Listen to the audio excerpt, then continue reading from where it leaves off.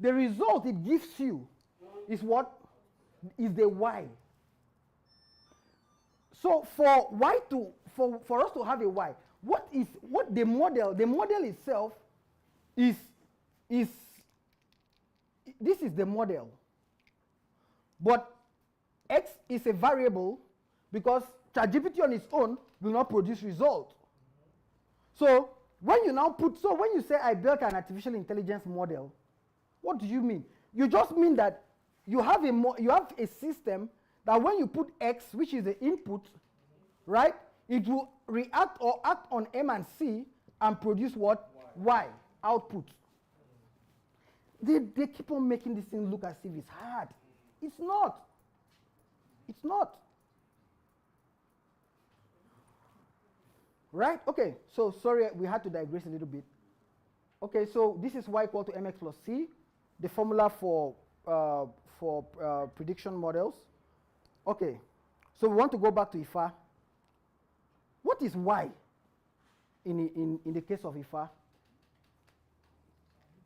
Y is the output, the consultation, the prediction that the priest, the advice that the priest is going to give to you, the advice from the priest.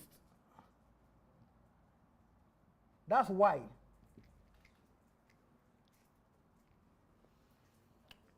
What is X?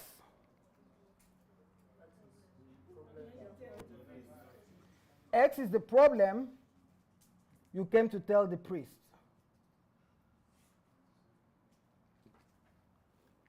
What is M? Remember, M is the coefficient of the... So remember, so let's go back. Sorry, like, we are going to break these things down because they keep making it look as if we don't know. So M is actually that text because that's what he's going to be able to use to work on the problem. So the text that Ifa priest has.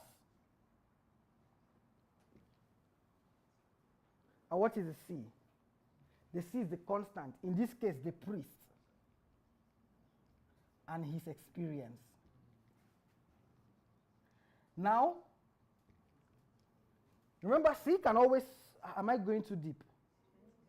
Okay, remember in machine learning, C can become a variable. It can be, is a constant, but you can, to adjust your output, you can make different adjustments to C.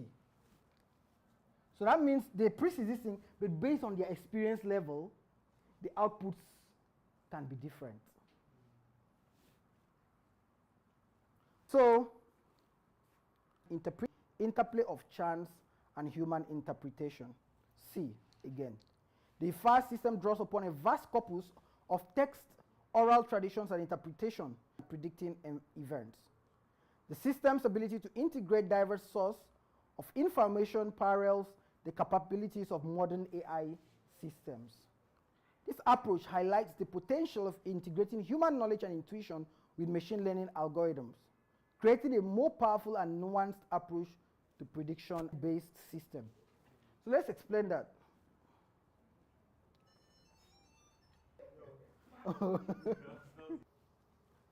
Well, that IFA is also a large language model.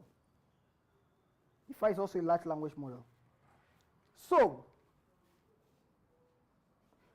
the concept of large language model started when a paper was published. I think the title of that paper is Attention is All You Need, something like that.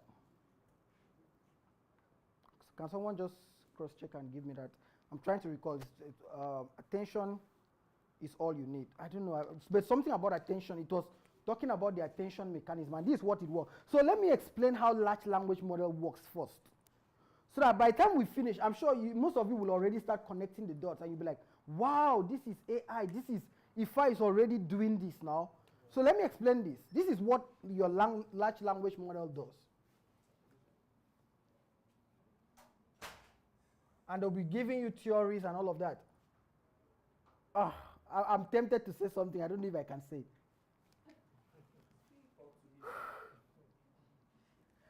many of us remember this thing in class? Matrix.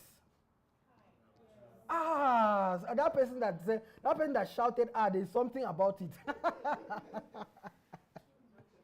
They were teaching us this thing. By that time, when you do a 2x2 combination and then you now produce a result,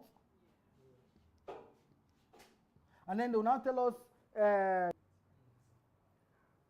yeah, that's exactly what they're doing. So let's see how it does. Can you wake him? I think he's sleeping off.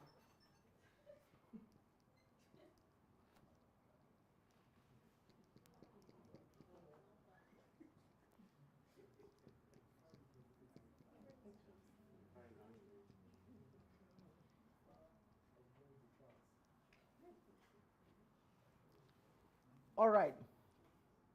So we call this the corpus. For us to have a large language model, your large language model does not know anything. It does not know. It does not even know itself. Yes, is that terrible? It does not even know itself. So what large language models do is that this is a large language model. Every single word on earth, on the web, has been codified into this corpus. So they translate it into a corpus of 0100000111. All of that. Now, so this is what your large language model is doing. So when we say ChatGPT has been able to scrape. So when they say it has 7 billion parameters, it has 70 billion parameters, what they are telling you is the amount of tokens. That's what they call. So all of that has been codified into this particular system, right? So they put it here, we call it the corpus. You, the guy that wants to use ChatGPT, you come here. What is Africa? He acts as if he knows. This is what your question generated. This is the number. Because as you are typing anything, it's creating numbers. So this is the number it created. Now, this number reacts on this corpus.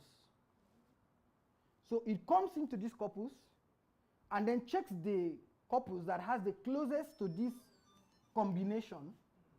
Based on this, it now produces a result for you. So this is you. This is the corpus. This is what? The output.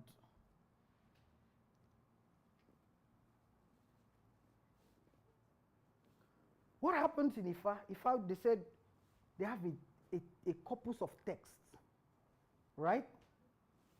So imagine is that we now have, so this was what was happening, the IFA text.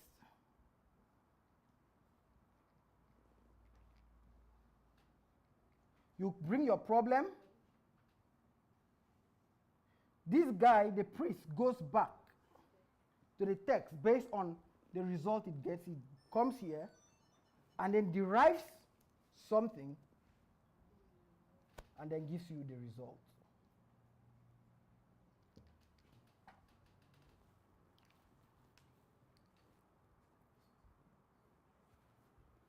Now, this thing seems as if we are just creating narratives, but these things are real, they are true. This is what the vast wealth of knowledge that our own parents had. But you won't see it in any literature. Because we are not actively curating our own narratives. Next, please. I'll start rushing now. Can I get water, please? Okay.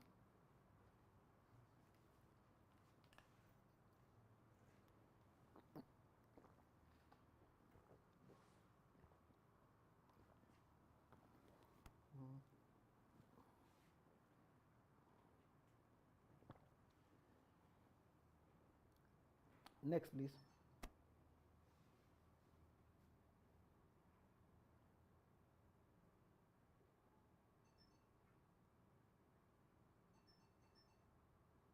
Now, I want to talk about another one. This is very native to us in my part. So in the ethic culture, we have something we call nsebidi.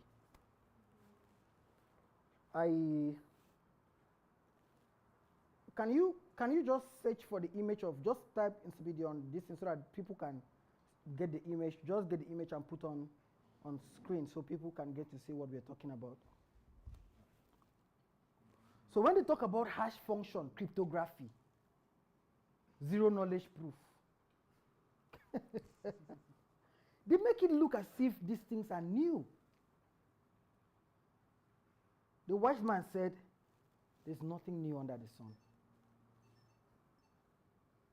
So when they talk about zero knowledge proof, I'm sure most of us are like, what is this? What a level of blockchain, AI, all this CBD, right? Native to us, the graphic encryption system in the world. CBD is actually a language that was used only between members of a particular secret group to communicate within themselves. So, the same way we have cryptographic functions, whereby I preserve the identity or knowledge without letting the other person know. Our grandparents had done that long ago. So these things are open to research. You can go and research them and see if they are just making these things up. The only part of the discussion is that no one has been able to correlate these things to the daily experiences that we all have. So this was in CBD, right? This is all, it still is. Understand what they are communicating. So they can, how do you guys say, right? Yeah, Okwekwe means someone that does not know anything about the Ekpe kingdom or culture or group. You will be passing and they've sold you and you're still passing there. Why? Because you are not a member of the group. So you don't have this script. You don't have the knowledge that is being passed. And this knowledge was passed only between the members of those groups. You know the problem of Africa, our intelligence is codified and we keep calling it spirituality. Meanwhile, these things are not. These are a bunch of knowledge that needed to be passed on from generation to generation. And this was actually the way most of the knowledge passed until they started documenting and creating formulas out of it. So this was one of the first cryptographic functions, right? And then the second thing about this model is that this model also had the capacity to, how do I explain this? Okay, so the second thing about this model is that this model was more like one of the first sign to text or audio model, right? Because this is more like a sign. But so when you see sign language to text translation and all these things, it started since. It has been. We had it all this while. So we created a model, but this model is able to extract or convert into a corpus of knowledge that is only exclusive to a particular set of people. So that is how we were able to. So the first text to sign language, when we're talking, it's not necessarily what they created, it's what we had. We had these things. We had these things. So, you can go in and check in, and then in your head, because of want of time, you can think about other examples and how they relate. So that's it. So the question I want us to ask ourselves is, you know, another thing about this CBD is, could this have also been a programming language that is exclusive to it? So if we extend this body of knowledge, what we can produce is to start producing programming languages that are only known to a particular set of people. We can have our own programming languages based on the logic of this system. Somebody needs to go back and think about the logic of this system to now produce programming languages that are exclusive to people. So we can have a cryptographic programming language. Somebody needs to go back and think about how this system can actually advance beyond that first level of knowledge that it has been on. Instead of us priding ourselves in the fact that, oh, we had this thing. Now, you know why I'm actually sharing this? I'm going to share this. Now, when we're small, next slide, when we're small, there's one story that used to bother me. And so when I was sharing this, next slide, when I was about to share this anthropological view of AI, this thing came back to my head, and I said I'm going to bring it up as well. Yeah, the folklore of Akata. If you're an Efik person, we had this folklore that every time I used to have sleepless night, every night when they tell us, they say, Akata ma wara, what it means is when Akata comes out, it tells you all your secrets. How did this nigga know what was going on? Oh, you guys also have it. I didn't even know about that. Like witchcraft. Yes. So what usually happens? So I used to think about it like every night. I've never seen it, but I was, you know, I used to tell people, I said that we were blessed because we were millennials. So we did not come during the Gen Z era where a lot has been lost. So we're able to at least get some level of knowledge from the baby boomers and all of that before they passed on.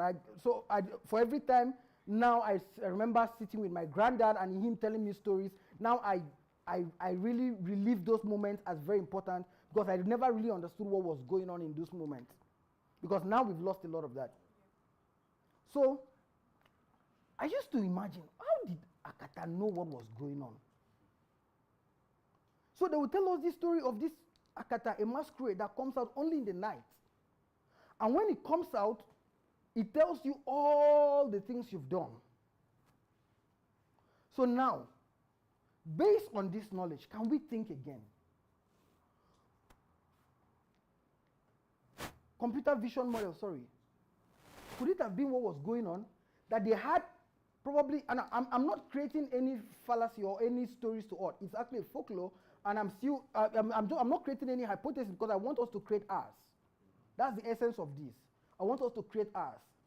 Because if we go into our Africanity, we will meet up with a lot of stories, a lot of histories that are strange and probably we could not explain. And now it's time for us to start curating those narratives and think about the logic and the mathematics behind that, because we want, now our world needs it. We now have to start creating this thing and converting it into intelligence that the world needs and the world can appreciate. So, so when Akata comes out, it tells you all the secrets you've done. The question we now need to do is, could there have been something that they had installed in our streets, or they had local resonance, things that communicate between each other that enables the passage of information from one thing to a central database. And based on that central database, that's what Akata was consulting on. Then when it now gets that, sees what was going on, it now comes out to tell you what you have done. Or is there a level of knowledge that we've not even known, where waves can actually translate into imageries and knowledge? Now, this may have been folklores, and these may have things that we never actually experienced or understood. But it's time for us to go back to our experiences, our Africanity. That is the essence of this topic, the intersection between artificial intelligence and Africa and your Africanity. Because if you go back to your Africanity, you will see a lot of experiences, stories. Like now, I don't even know that we had Akata in the Eastern region. So that means we had a lot of stories that in common and things that we don't even know about this as well. If we go back to these things, strange things, mysteries, and start rethinking it, probably you can even share it with people that are much more AI inclined and algorithm, and then begin to translate the logic, the ideas, and let us be able to get something out of it. Our world needs our Africanity. AI needs our Africanity. And that is the essence of this whole conversation. So, I've done the hardest part of the journey. The easiest part now comes. That's the part 2 of the conversation. I think we'll spend less time over there. The next slide.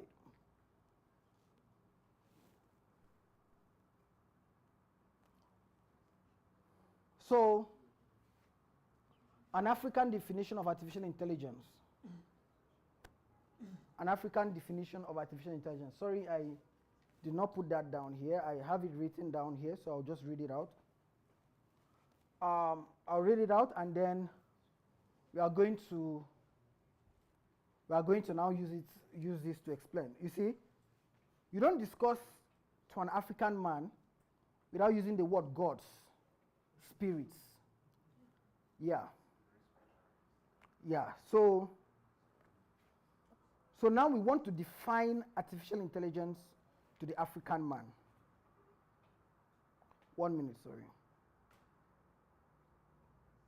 So you can title it Artificial Intelligence, the definition of artificial intelligence from an African perspective, or the African definition of artificial intelligence.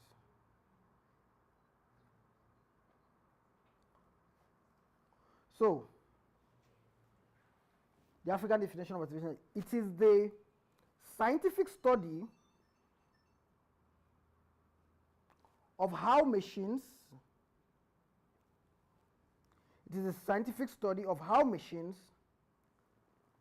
are able or can be made able.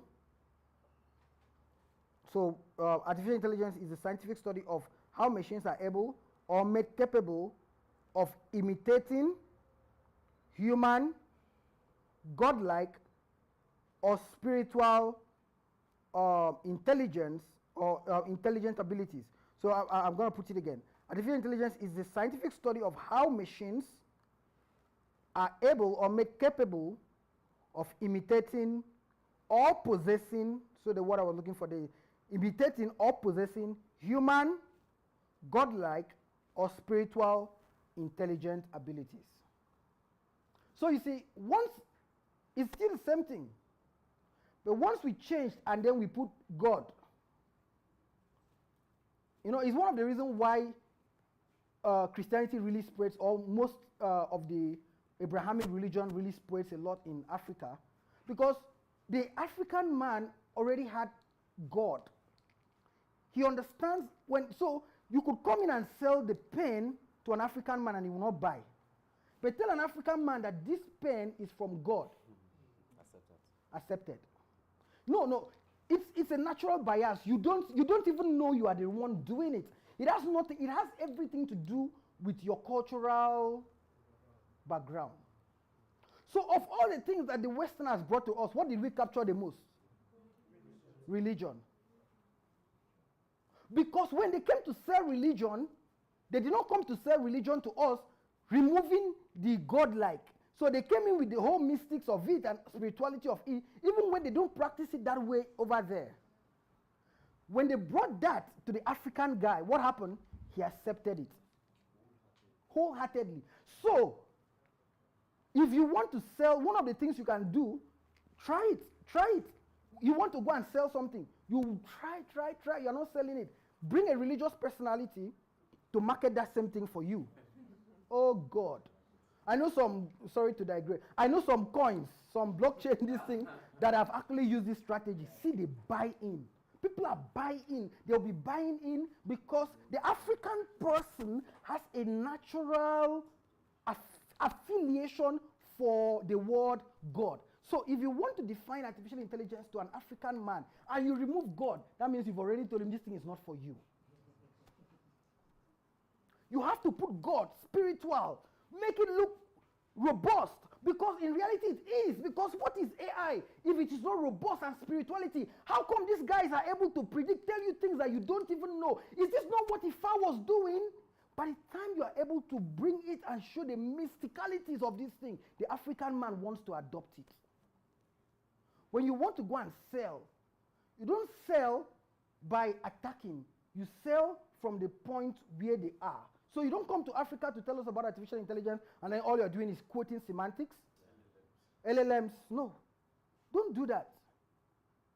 So next time you meet an African man and you want to define artificial intelligence, tell him that what we are simply doing is that we want to make machines to act like God. to have wisdom and have the capacity and the intelligence that humans and gods and this thing only can have. Then the person begins to cultivate the emotional relationship with the product before even buying the product. Wow. All right, so that's the definition of artificial intelligence. Yeah, let's move to the next one. So why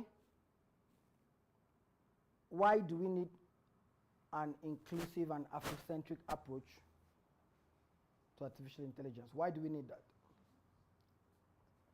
One, because of the need for an inclusive data representation. When we were talking about Google, remember, we talked about the whole AI and all this university and how we are subtly taken out. Sorry. There are more biases in Google than even that. In fact, I had to check. As of last year, I think they've corrected it this year now. Google is damn racist. Google can be damn misogynistic. Google can be, I'm telling you from a point of what I have seen. So, and again, you know, it's because the person that is creating the narrative, AI will only look like the people that created it. Yes. So we just did an experiment when we searched on Google for the oldest university, despite the fact that the oldest universities are in Africa, not just one, two. The Google excludes that and goes to the third. Because you, as a black person, cannot invent. That's what Google thinks. The guy that is actually creating the narrative has told it that, whether directly or not. Sometimes these things are, there's what we call implicit bias. So some of these bias are not actually obvious. But we're talking about ethics here. So the only way to actually, in AI programming, the only way to remove bias is to have inclusive data. But the data that was used to train most of the stuff that we're using did not represent you. So the outcome is not going to. When I say Google is funny, you know, up till last year, if you search on Google and say Asian girl or black boy, what it brings out is a porn. That's the first thing it brings out as result for you. But if you type white boy or white girl, it shows you, yeah, prim and proper people, because it has an intrinsic bias. It just recently they corrected that. It had an intrinsic bias that an Asian girl and a black boy is as good as what? Porn stars. They can't be functional in a society apart from this.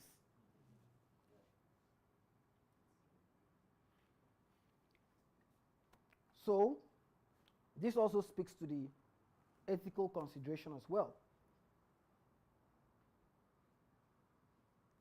This also speaks to the ethical considerations. Issues of data privacy. How is our data being developed? How is it being deployed? How are they taking our data? How are they utilizing it? All of this, we begin to enter into that conversation. Another thing I want to talk, some of these are not here. I'll be sharing some that are not here. Another one is we begin to solve African problems. African-based problems. So why the need for Afrocentric approach to AI is because it helps us to solve African-based problems. Clement is working on AI for malaria. Do you think any person would have been able to think about that? It's not going to do that because they're only going to be thinking about the stuff that they resonate with. I'm working on an inclusive language model for minority languages. Why? Because it surprises me that every time we go for Zoom call and want to translate, it's only English, Spanish, French. And I'm like, but me, I'm EFIC now.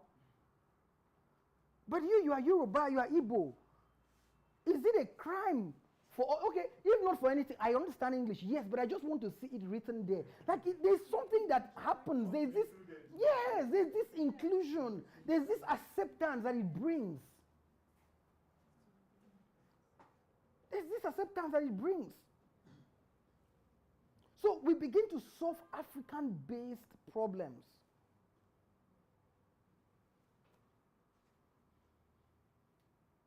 I think I was sharing it in one of the calls that the Africa Guild had. And I said, we keep complaining that in Africa, we cannot go to these villages. There are no teachers. We need to create an AI teacher in those classes. Because the truth is, me, I will not go there. I won't go there, but AI can go there. Because of the dysfunctionalities in those environments, I wouldn't be able to go and live in those environments just because I want to impact those young people. But they need to learn. Someone needs to create an AI in those their languages that will be able to teach them mathematics. And not, you will now bring Pythagoras theory to their own level. Those kids in the rural areas running without shoes can make beautiful things. They can become also, they can, but someone needs to create an African-based. One of the things when you're trying to create an African-based solution is that you may not necessarily have global acceptance because people don't resonate with you. People don't resonate with those issues that you're talking with. And that is why we are having this. This is what moves us to the other conversation about the global collaboration and the global conversations. Because we have to now join the conversation. And when everybody is saying there's water all over the world, we say, no, sorry. Sorry, there's no water all over the world. I know people that have not that have never seen that have never seen water in their life. They've not seen good water. Because these guys are going to be talking, when they are creating the models, they'll be creating the models with the assumption that there is water everywhere. They're going to be creating it with the assumption that there is data everywhere. What is data? It's just to come online. They will not understand that these things are real problems that people are actually facing in other places. All right, so we're going to be stopping here. But I just hope that I've been able to spoil your mind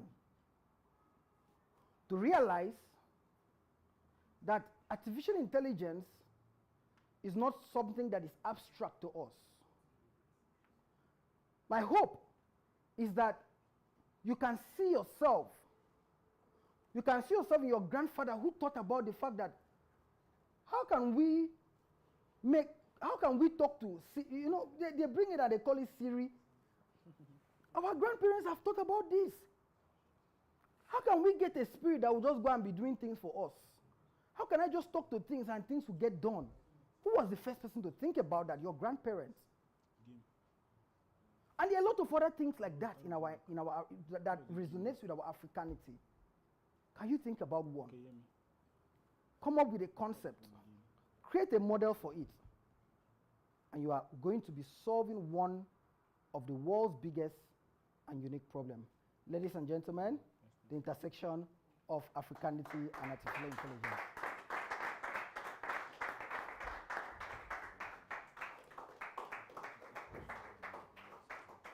Okay, there's a panel session. Right, maybe. Oh, now is the best time. Because more than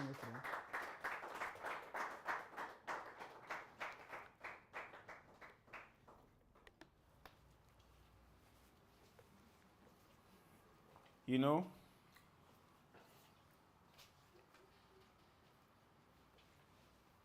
I was really impressed, and I know most of us were, by the session that just finished now. For me, I think that what sparked my interest most was when I saw things that I have always seen from the very unrefined Recording in progress. like the CBD. At least I've been in there for for quite a number of years to quite a number understand. of years to And understand. if you come to the city of And if it Calabar, comes to the city of Calabar, one of the one of the introductory introductory roundabouts at Army roundabouts Junction, at Army Junction, there's this there's inscription, this inscription, then subidi, inscription, and then inscription. you see And then you see sometimes we sometimes Africans we castigate. Say, what Africans are these people castigate. doing? What's this one? Hey, we need to flush out cultism from this land, and stuff like that. Not understanding that those things have direct correlation with what we call artificial intelligence today. And I want to once again appreciate the speaker for bringing so much justice to that. At least one thing is for sure, that whatever practices our forefathers had that we deemed as fetish was because we've been, I don't know, I don't know how to put this. We've been groomed to believe that those things were fetish. Like, if you look at the Fa illustration in the movies, it was mostly done by traditional priests. And we look at those things from the fetish side, not understanding that those were actually prediction algorithms that we are so happy to talk about today. In fact, I am so happy. He talked about prediction model that I myself am hopefully be developing in a couple of months. And I am more poised to do that because I know it has its roots in the African context of things. Thank you very much, sir. We really appreciate you. All right, so right about now, we will be going into question and answer, Q&A session, so we can, get a hold on our understanding of things from the very beginning. In those days when I was much younger, they would tell us, they'll give you money to go and buy drug, and they'll tell you chloramphenicol, paracetamol, chloramphenicol, say it after me. You continuously saying it. By the time you move, chloram has disappeared. It's now phenicol and paracetamol, right? And then by the time you get to the place, you've forgotten what they've asked you. And then you have to come back and take some round of beating before you can now go back to buy. So I don't want us to lose our train of thoughts on, what we should, want to ask from the events leading up to this very moment. So if you've got any questions from any of the session, especially the one that just finished now, this will be the nice time to, put out your thoughts. If you also got any thoughts to share, this is the time to do so. Thank you. Any questions, any thoughts? Yes, ma'am. Yes, please. My name is Victoria Ali. My questions or my thoughts is based on this the NCBD sign or the inscription written that they have.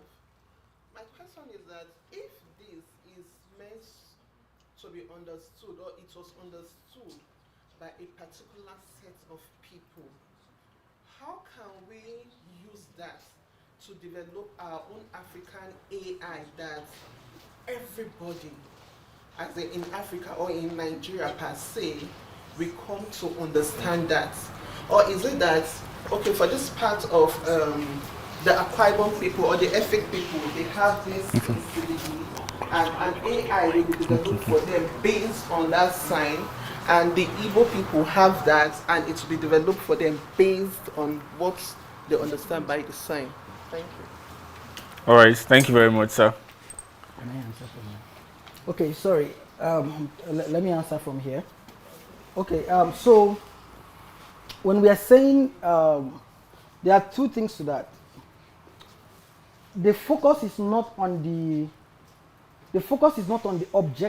object of the event. The focus is on the logic of that event. The logic of that event is what we call the hash function. So an encryption, right?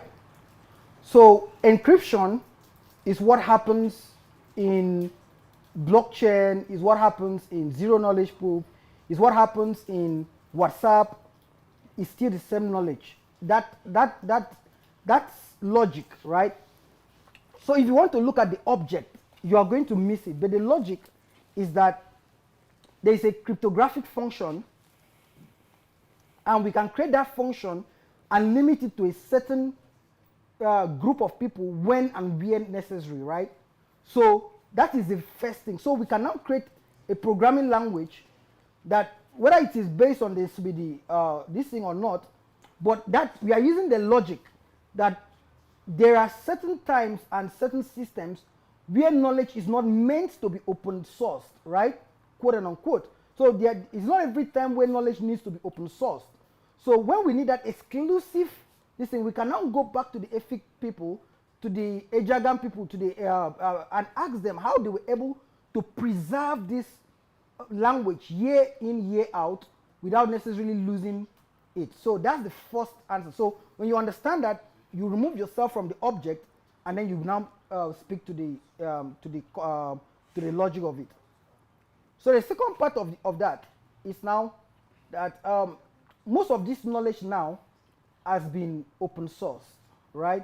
So now you can, it's no more exclusive, or now if you go to members of this group, they are very open to have conversations with people, and that's why we've been able to now have these things documented in different places, and people have written a lot about it. So if we go to these people now, and they are willing to have these conversations, and then based on these conversations, we can now know what we need to do, whether we need to take these things and curate it for them and make it better. Because, for example, let's say they had about 2,000 of that. Who said we cannot have 2 million of those signs? Can we create an algorithm that can generate new signs, new NCBD signs for the users of that language, right? For the users. So if, let's say, they have a corpus of 10,000 languages, or actually I checked this, about 2,000 to 5,000 that they have right as at then. Now, can we create a system that can generate much more for them, right? Because the dictionary today, the English language is the most versatile language, because every year it keeps adding up new languages to it, right? So there's nothing like saying it must be 5,000. It was 5,000 because your great-grandparents created 5,000 of it. What if we now want to go ahead and create 10 million of these, using our experiences and daily this thing, understanding how it works and how those signs was actually being used? We can now generate new models like this. This can be a project for somebody just to center on creating new NCBD languages for the people of this group. These are possibilities, yeah. Thank you very much. Thank you very much. And then I think from his answer, he resonates with one of the things we spoke about yesterday at the pre-event roundtable about Africa's cultural continuity within the context of including the indigenous owners of these African elements when we are trying to advance AI in this regard. So if we are discussing developments of an AI tool for multiplying more NCBD languages, it is important that we have locals that understand the core elements, the original elements, to be part of the conversation. And I think that will really help us with more accurate output moving forward. Thank you very much once again for that, sir. Yes, please, let's have your thoughts. So thank you so much, Mr. Rubio. Like, it was quite an insightful section. That I'm a researcher. Part of the things I like in research is communication, and communication is an art of expression. How many of us are Igbo here? If you're Igbo, let me just So in Igbo language, love is called Ifunanya, and the literal translation of Ifunanya is I see you. Wow. And it might also interest you to know that in Igbo language, we don't usually have pronouns. He, him, she, her. If you want to refer to somebody or someone, you say oh, omerenka. You're talking about a particular person, right? So when we come to understanding languages and all that, English language has watered down conversations a lot and taken out nuances in explanation of things. So we don't have the full expression of ourselves as human beings. For instance, if Unanya means I see you, what does it mean to see someone? It means that in a crowd, when you close my eyes and everybody here is laughing, I know I can distinguish this person's laughter, complexity, and the full wholesomeness of this particular person that I cannot get if I'm using English language to define it. So that also comes to, forming organized societies, structural societies. If you are to understand everything based on like how you were saying it, using English to, get all this, we may not get that full connection of what it is. So in this life, what we are all doing in this life, living a legacy, making impacts and all that, is because we want to be seen. In other words, it's because we want to be loved. So if you are to understand the translation of these languages and understand how our language and the cosmology of our language relates to the outcomes of our lives, and building AI structures to accommodate all these things, is going to help us in the long run. Thank you so much. Wow.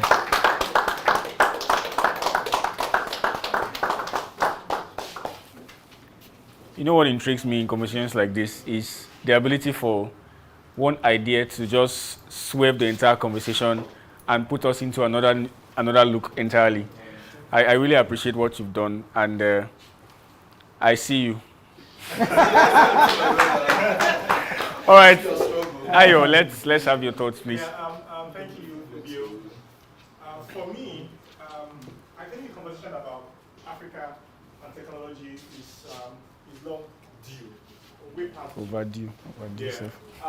So I had something recently about recursive algorithm, which is basically solving a problem by dividing it until we get to where it is smallest. Yeah, so that's just, I mean, recursive algorithm sounds so technical. It sounds like, technology, recursive algorithm. So it turns out that there's a folklore in Kwara State. And so, Oriki. So Oriki is appellations of identity. Yeah. So they can't capture who you are in one name. Yeah, I mean, I can capture who Ubio is in just Ubio. Yeah. But if I'm able to tell you appellations of his great-great-grandfathers, you will now know him. Beautiful, just like Jesus. Absolutely. Yeah. So in the folklore, they say that this king that leaves 200,000 calories, to 200,000 calories to 3 children. Says share, but make sure nobody has more than the other person. Now, if you do that immediately, you are going to either have 0.333 or 0.666, and it's going to keep going. It's going to go to eternity. All right. So it says, so they come cancel, say the 3 children they're fighting. If you multiply 60,000 by 3, you have 180. So now we have 60,000. We shouldn't fight. So they went, and they wasn't fighting because there's still more now. How can you give me 6,000? And they come back and say, okay, no problem. How much do you have left? 20,000. And then okay, come back. All right, give them 600 now. All right. Now I'm saying it's English, but it's a story. One to love, one padawa, one something, so just a story. And then until 20. Okay, now give them 6. Now if you multiply 6 by 3, you have 18. Now you are left with 2. Now there's still 3 of them. You cannot give them 2. And it says, okay, good. Now that you are here, you have 2. It's just 2 calories. Now go and buy atari. Atari is a type of spice, pepper. It has seeds. The seeds are usually in trees. And then at that point, you can use 2 calories to buy something that you can now divide by 3 and to be equal. So now, if I black, so it's just amazing to have questions like this where you can find out that we've been doing this for so long.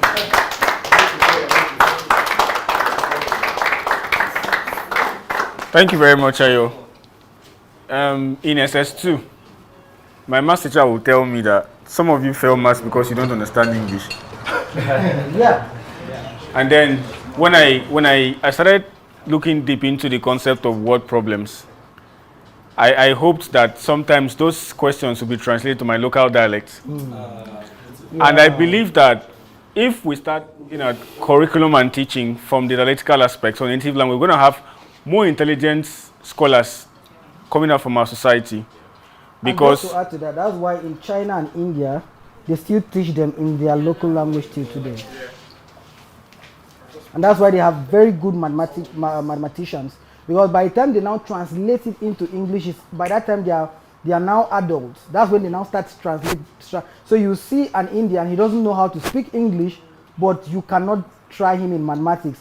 And mathematics is the foundation of where technology actually is. So you see why they keep excelling in technology because they learn that mathematics in Hindu and in Mandarin.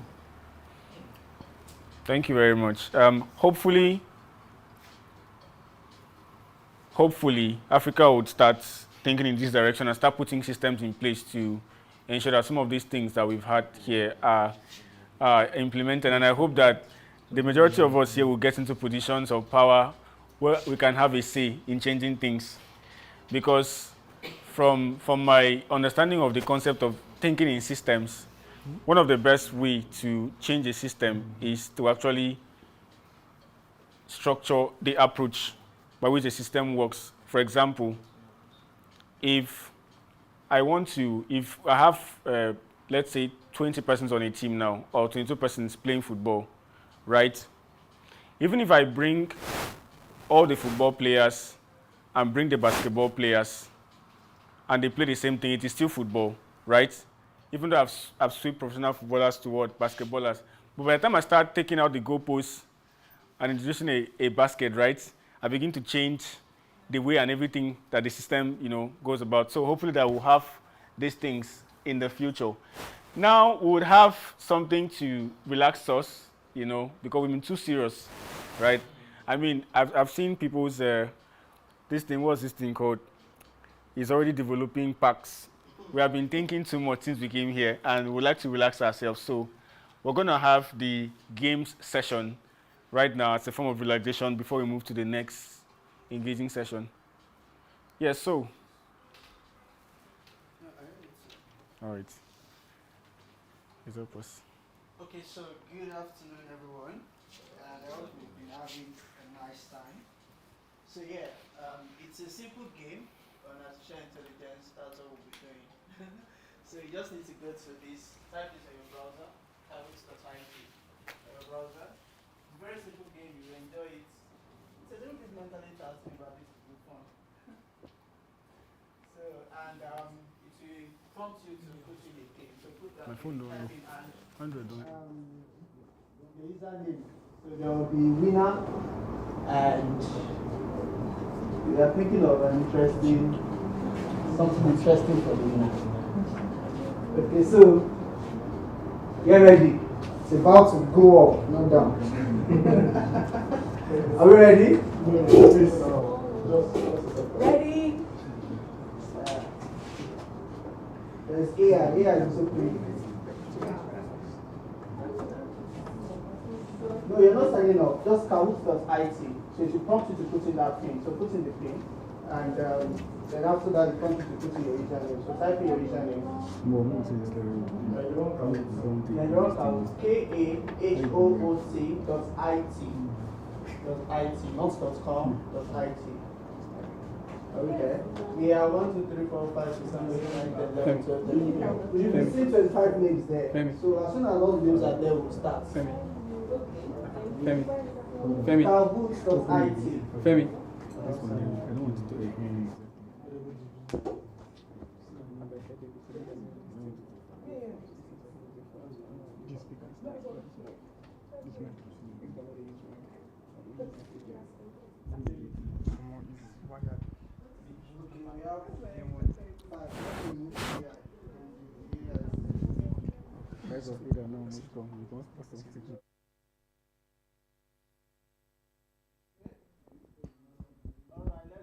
Let's go. We have about, we should have 20 names there.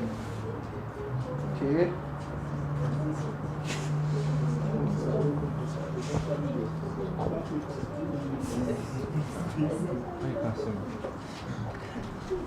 So there are 10. Are we ready? No, that's how the person did it. I not cancel. Oh, okay. No, I'm not. Oh, it's a cursor. Are we ready? I think we need 5 more names to go. So people are not playing the game. Should we start? Let's start. Oh yeah, John. Why? $1 million. What's the price? $1 million. What's the price for the winner? It's a mystery. It's a mystery prize. Mystery box. You need to unlock. You have to make it mystic.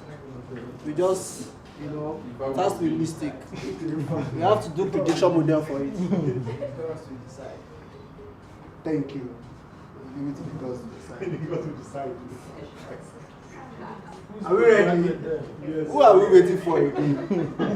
Let's do this thing. Okay. Please take out the postgrad. So And the full stop. Yeah,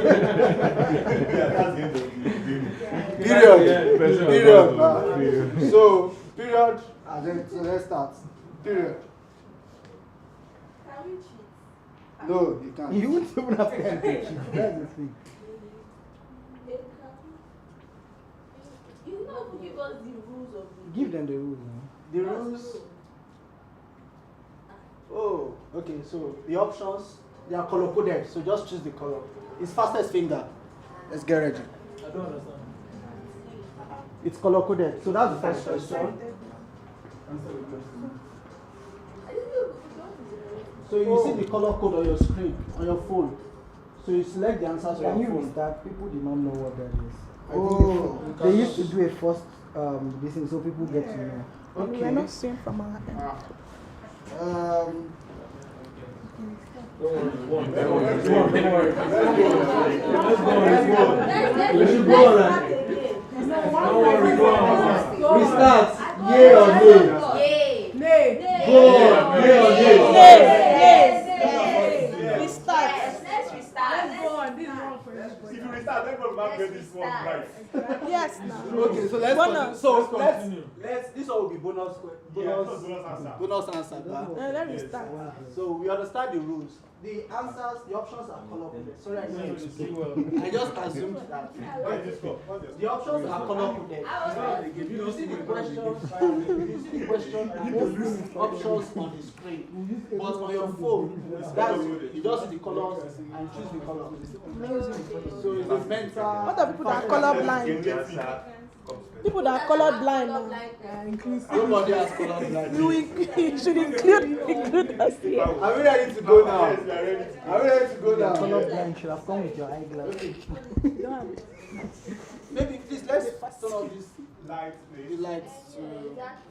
Can I get 100 marks for turning off the lights? No, it's not part of count, but you can. I think We turn on this too. we need to turn off this too. This headlamp. This headlamp too. Yes. And this other one. I think I can turn it off. Yeah.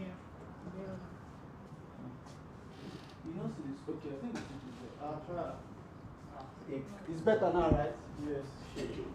Are we ready? Yes, we are. Let's go. Eric. Okay. Is it carrying our online people along? Because we don't have the mic. Let's just continue. Let's continue. Wow, There's no way to. no, no, no, Eric, you're blocking my future. Voila.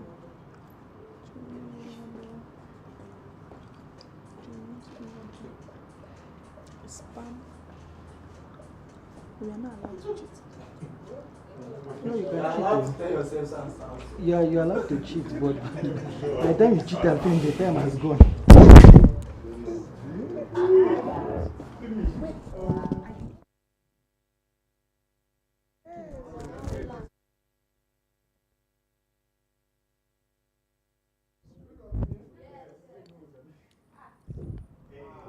Never had. Who is this Levi?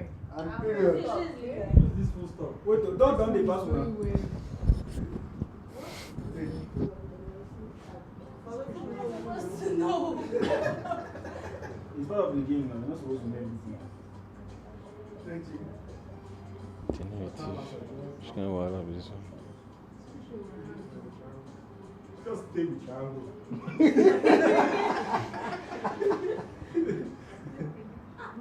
That's right. Take the triangle.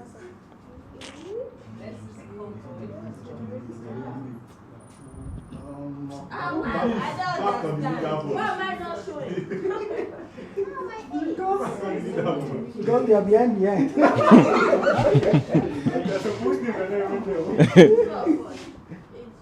There's just a back losers too now. Let's also see. Don't do sound. You cannot pick two. This red has been making it. It's my red. I'm telling you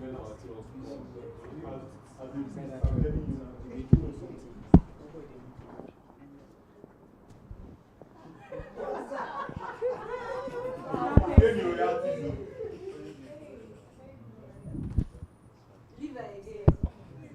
Show me that say who do my DGS. Show me that. Nice one. I saw what you did there.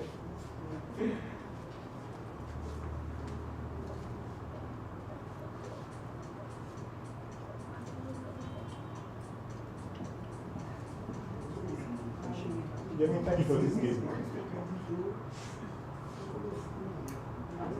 So you press circle. I want to see you after the service. I'm just in the same position. Okay. Skip this question. Skip this question. Keep it. Why are you doing this? I can't believe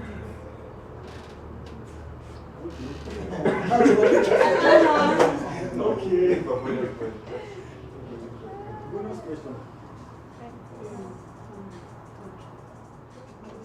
This triangle. Nothing triangle.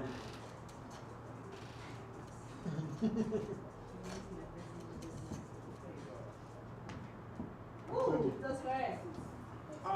All of them were correct. Take the triangle. When you're in doubt, choose triangle. We are delicate. The video comes. This video's called.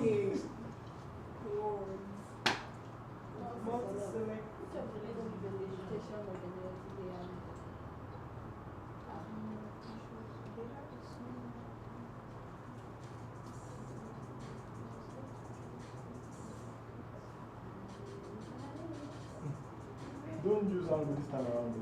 That's my advice.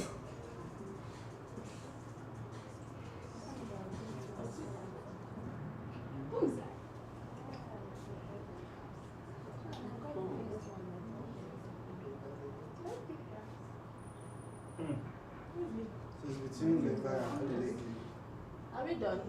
No. Luna has appeared on the board. Who is Luna? Me. Oh, nice.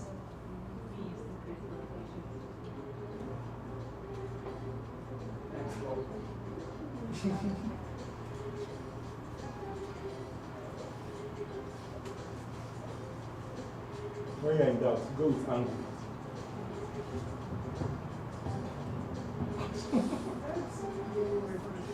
I'm telling you, easy.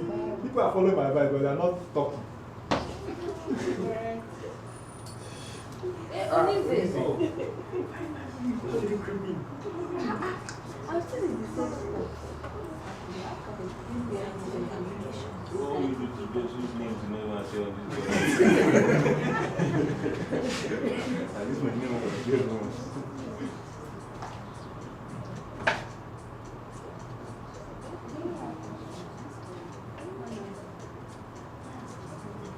All of the above. I'm telling you.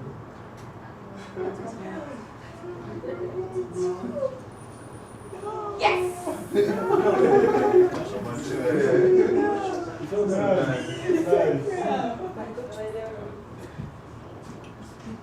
These last questions, you can do it, you can beat Levi. Whoever is at the bottom.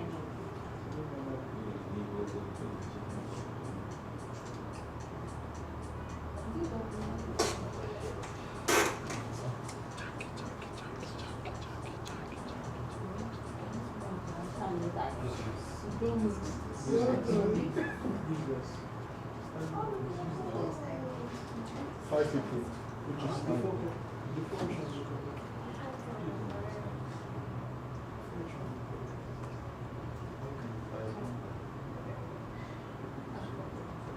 N of 10. Discussion. Mr. Never finish.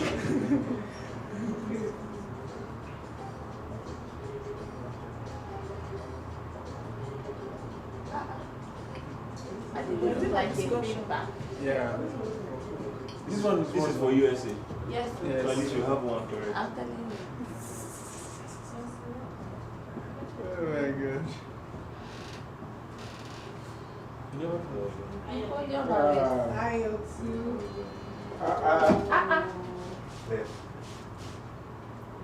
What's the idea? That was a good run. I wait till your name. Ayo now. I will see your name for the Ayo, game. just now your name. When Luna Conde. She was my first game stake now. This is Levi, please show yourself. Let's Who is Levi? Levi. You don't wear anything. You are not Levi, sit down. You are not Levi. Congratulations. So, 10 out of 10. our mystery gift unveiler. It's still a mystery. Levi, you want a gift? That's a good one. Wow, 10 out of 10. 10 out of 10. Yeah, you can give So it. touch everybody. Amazing. Thank you. I answered 6 out of 10 and came speed. Speed. Speed, yeah. Yes, speed. It's better, decide on time. What we see, All right, that was awesome. I was waiting for no one to claim Levi so I can congratulate myself and get the gift. Yeah, so that being done, we'll move straight to the next session today. And our speaker is Dr.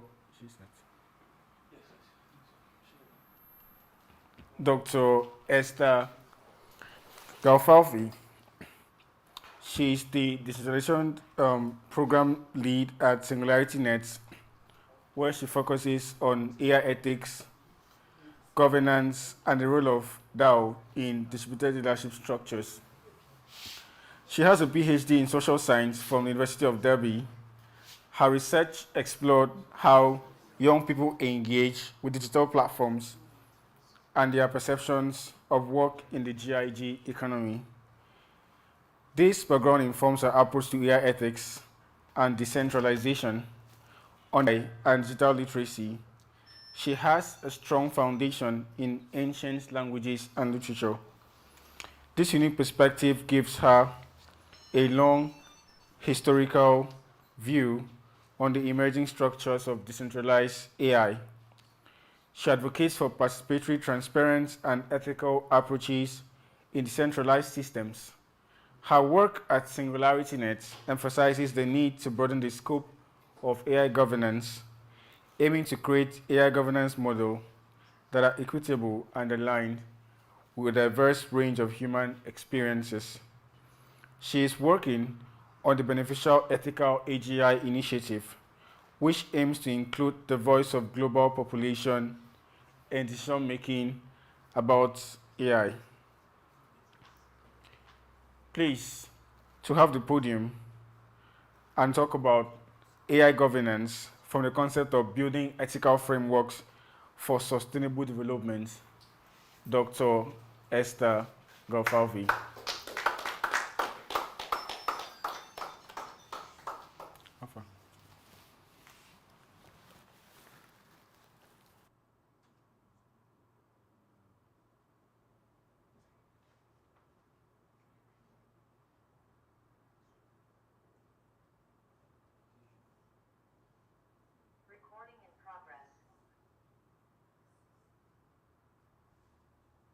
Just let me know when you're ready to begin and share my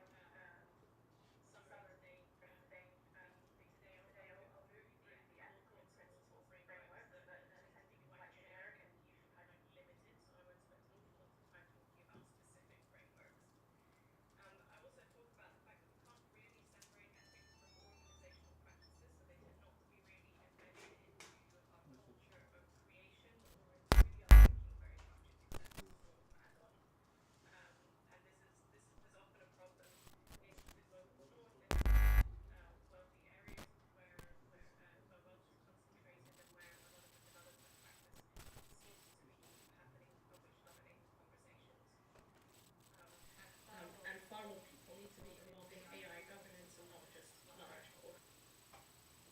But first, and was repeated throughout history by the Romans and retold and retold. And the image is from 1903, J.W. Waterhouse, and this is the myth of Echo and Narcissus. But for now, I'm just going to focus on Narcissus. Once upon a time, there was a man called Narcissus. He was young and he was handsome, and he was very full of himself.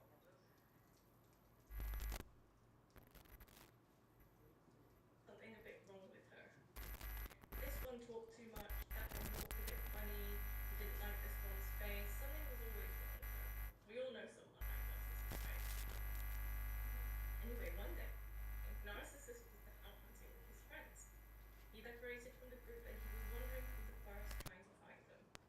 He ran through the forest trying to catch up his friends, but he couldn't find them. Eventually, he reached a clearing with a pool of water. He was very thirsty from all his running, and he stopped to drink. When he leaned down towards the clear water, he caught sight of his reflection. He was transfixed. Who is this beautiful man in the water? He stared down at himself into the pool, totally absorbed in his own image.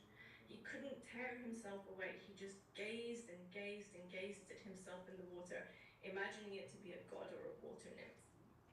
He tried to touch the beautiful man in the water, but he disturbed the image, and he felt so distressed that after that he just looked and he didn't try to touch him again. For days and weeks he stayed there. He was unable to eat or sleep or just put himself away even for a second. He wasted away day after day for love of his own reflection until the gods took pity on him and turned him into a flower. And that's where it's said that we get the narcissus flower from, which likes to live by the water. It's also where we get the word narcissist from, someone who admires only of themselves and thinks about nobody else. And sometimes I think it's also a bit like how the ethics landscape looks today. Now, we're experiencing the cost of only looking inwards among tech companies and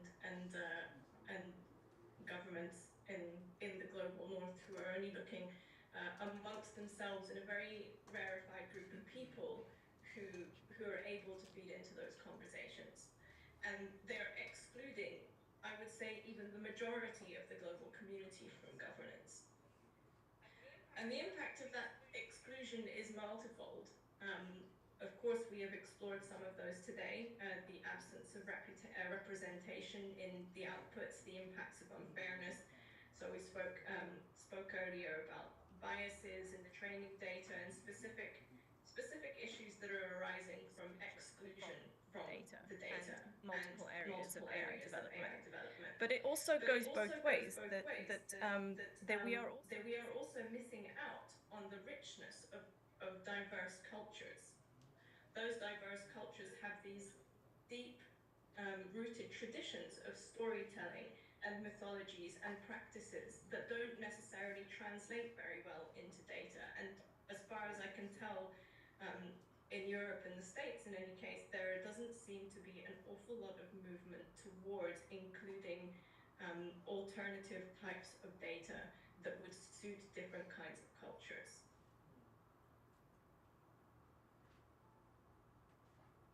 So who is flying this plane anyway? Who's represented, who's not represented, and why? So I've spoken a little bit about who gets to make decisions about that, and it seems that technology companies are really starting to feed into global regulation, which is a little bit like the wolf talking about how to protect the sheep. I'm not really sure who made it that way, but that seems to be a little bit about how it's turning out.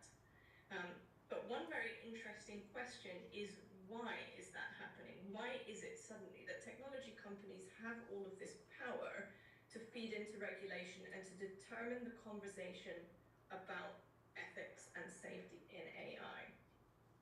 And one of the answers that I feel like is underneath the surface is the speed at which we are moving with artificial intelligence and with technology in general. So, as was explained during the introduction, I worked on a social study on young people in the gig economy. And when I was doing my background for that, I've always been very interested in technology, and I did a lot of reading about what technology really means and what happens.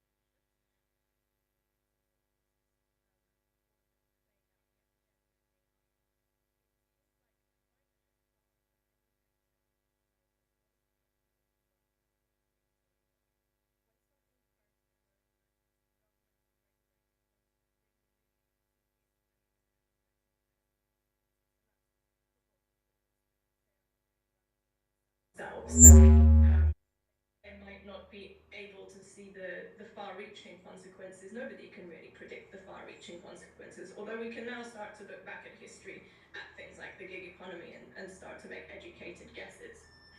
But in any case, so you have in these scenarios, when a new piece of technology comes out, you have the companies, you have the innovators, the move fast and break things kind of culture. And on the other hand, you have to have people who work in and use or are somehow affected by that technology. So the people who are looking for a place, people want to stay on Airbnb, the users.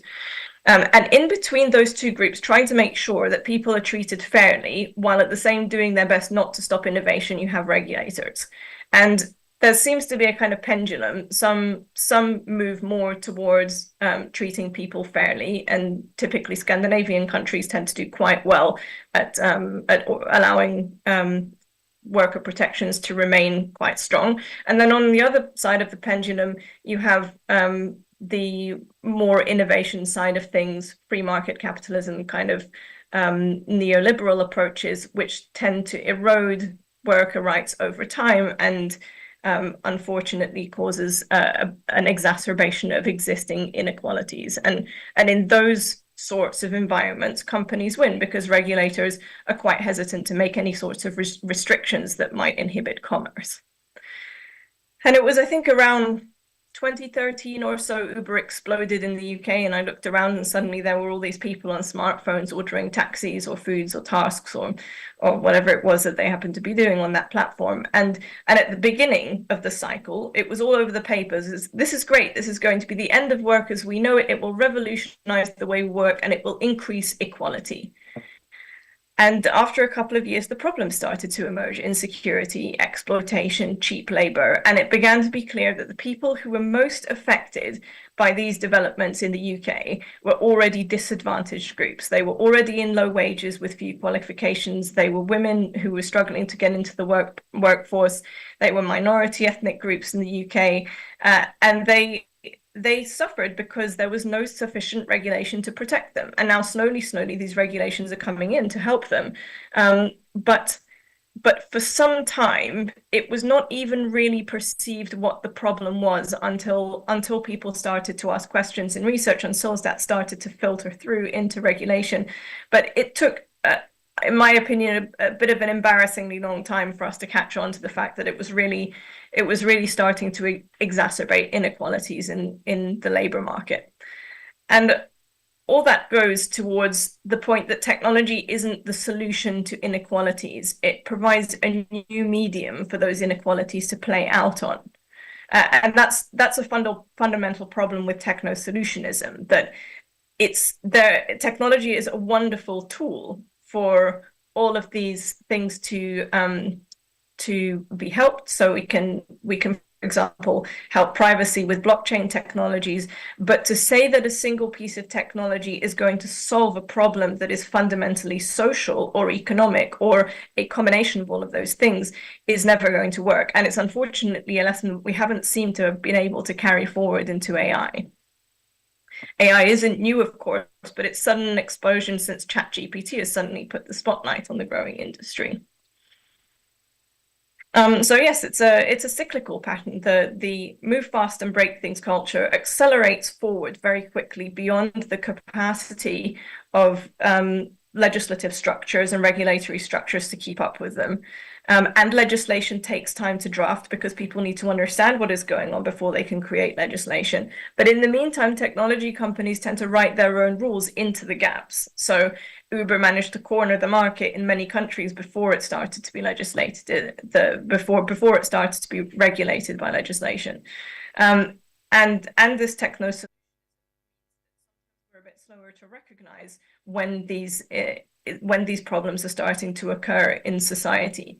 Nevertheless, I think that we can learn from what has happened in the past with previous cycles of technology and try to incorporate those learnings into our new patterns of behavior. AI is very complex in that regard because there are multiple phases of that kind of development. And so far, the principles and frameworks that have come out haven't fully addressed, in my opinion, those sorts of complexities. So I have a short list here. There are many more principles and frameworks, but I'm not going to spend very much time unpacking each one of them because generally speaking, they are relatively general. And the principles that they espouse are positive about how AI should be governed and function, but they are not enforced. So the ideas that they espouse are very beautiful notions of equality and fairness and justice, but doesn't really go into definitions of any of those things particularly well. And I'll explain or explore that a bit more in detail in the next few slides. Frameworks, when they are applied properly, can be much more rigorous, especially if they create good definitions for each area and create good practices, outline actual practices and they usually echo each. And Echo is a girl who is cursed by the gods to only repeat the words that people have said to her, and she cannot say any words of her own.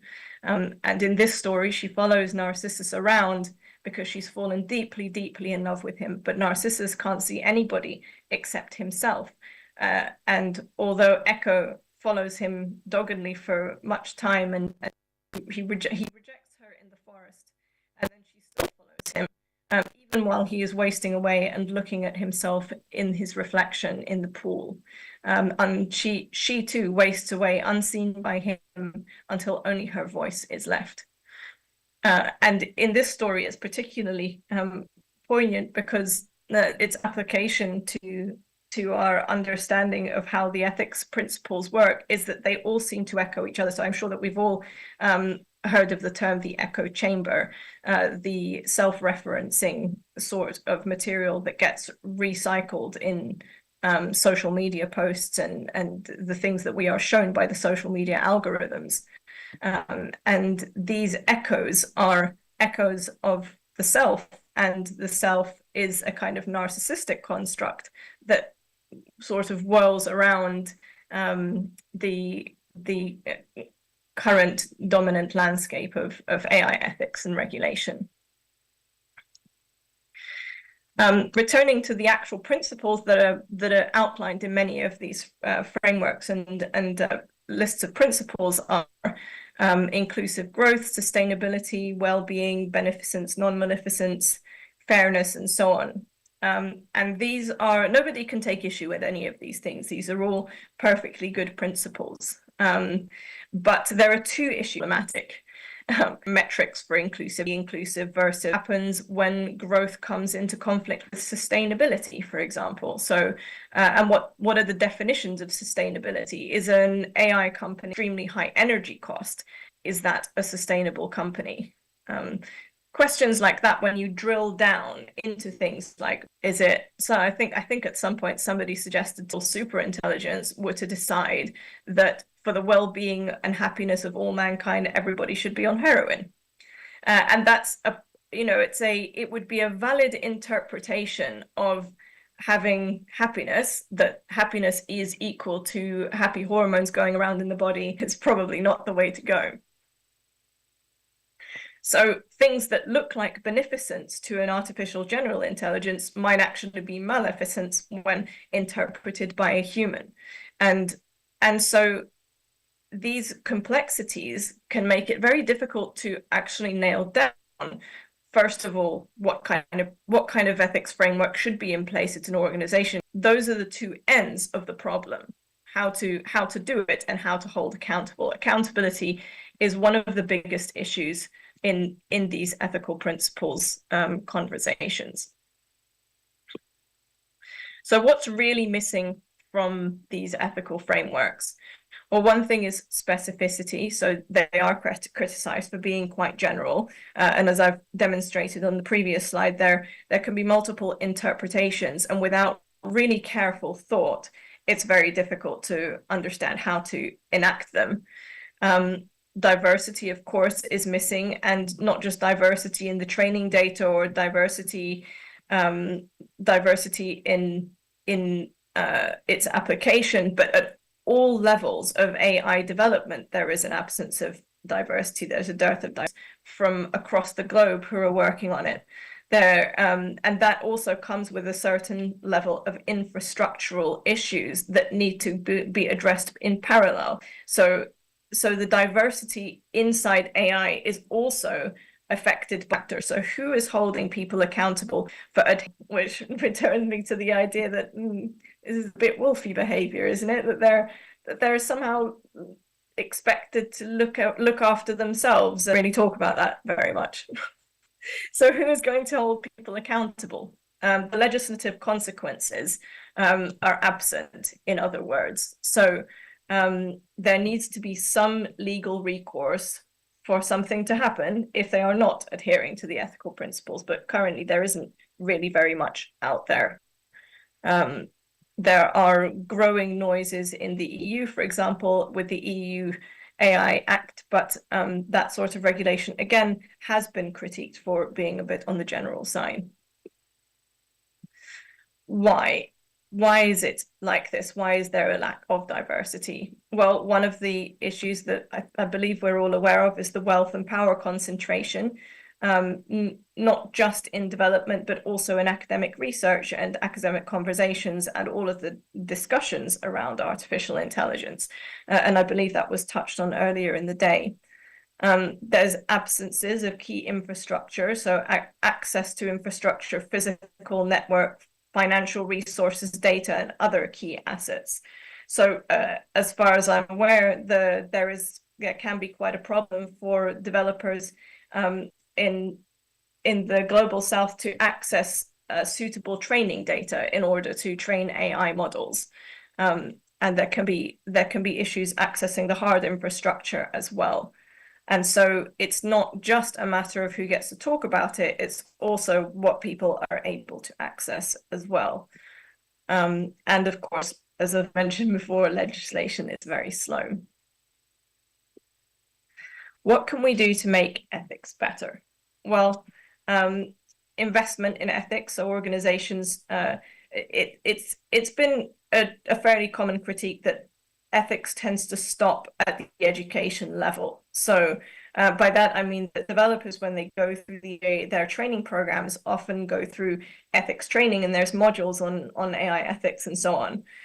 But there is not really so much of a carry through from ethics in the training to ethics in practice. So perhaps that's a matter of not having the ethics frameworks in place and ethics practices and processes in place to catch them and be able to foster their capacity to implement ethics. So you might have somebody with the best of intentions coming in to do ethical AI development, but without proper accountability processes and auditing and inclusive data practices, and also I think tracking, archiving practices as well to show what's been done.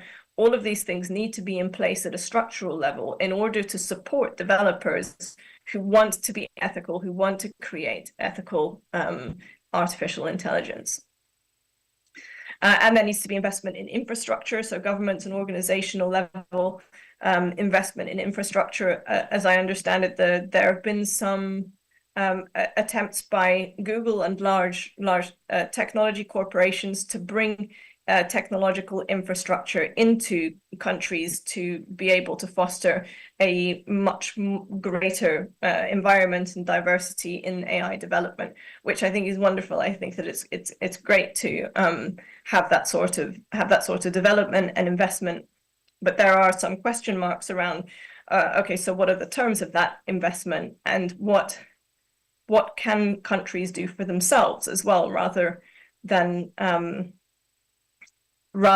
just a sort of savior mechanism to bring in and airdrop solutions onto people and into contexts that they don't necessarily understand. So in fact, globally together, we need to work as a unit to solve infrastructural problems like that. But as we've seen with the environmental crisis, this is rarely enacted in practice. And another thing that we can do to make ethics better is to allow participation or foster participation beyond AI developers. That is everyone. So everyone can be involved in AI governance, and it would be great if we were able to start everybody believing that they can, educating everyone to believe that they are capable of being an AI developer if they want to. So this is a crossover with education as well. Accounting for context is profoundly important in ethical AI development, and we discussed already, of course, context earlier today. And that involves, yes, okay, the AI development cycle, but also the preconditions, so the infrastructure, access, and skills that are available. And then during the AI development cycle, every single aspect of the AI development cycle needs to be planned into organizational process. So in the planning phase, in the development phase, and in the pre-deployment testing, with the right people, of course, and with people who are able to comment on their own cultural contexts and not the context of places like Silicon Valley. So how does it resonate among different people? How does it resonate with you? How does it resonate with your children? And how does it resonate with different age groups and cultural backgrounds? And then deployment, and the most important, and the one that I don't really see happening so much, is post-deployment effects research. So going into communities and seeing what actually happens as a consequence of that technology being deployed. Having useful feedback loops between organizations and the contexts where they're releasing their products. And this is where we come back to the topic of our day, which is governing together.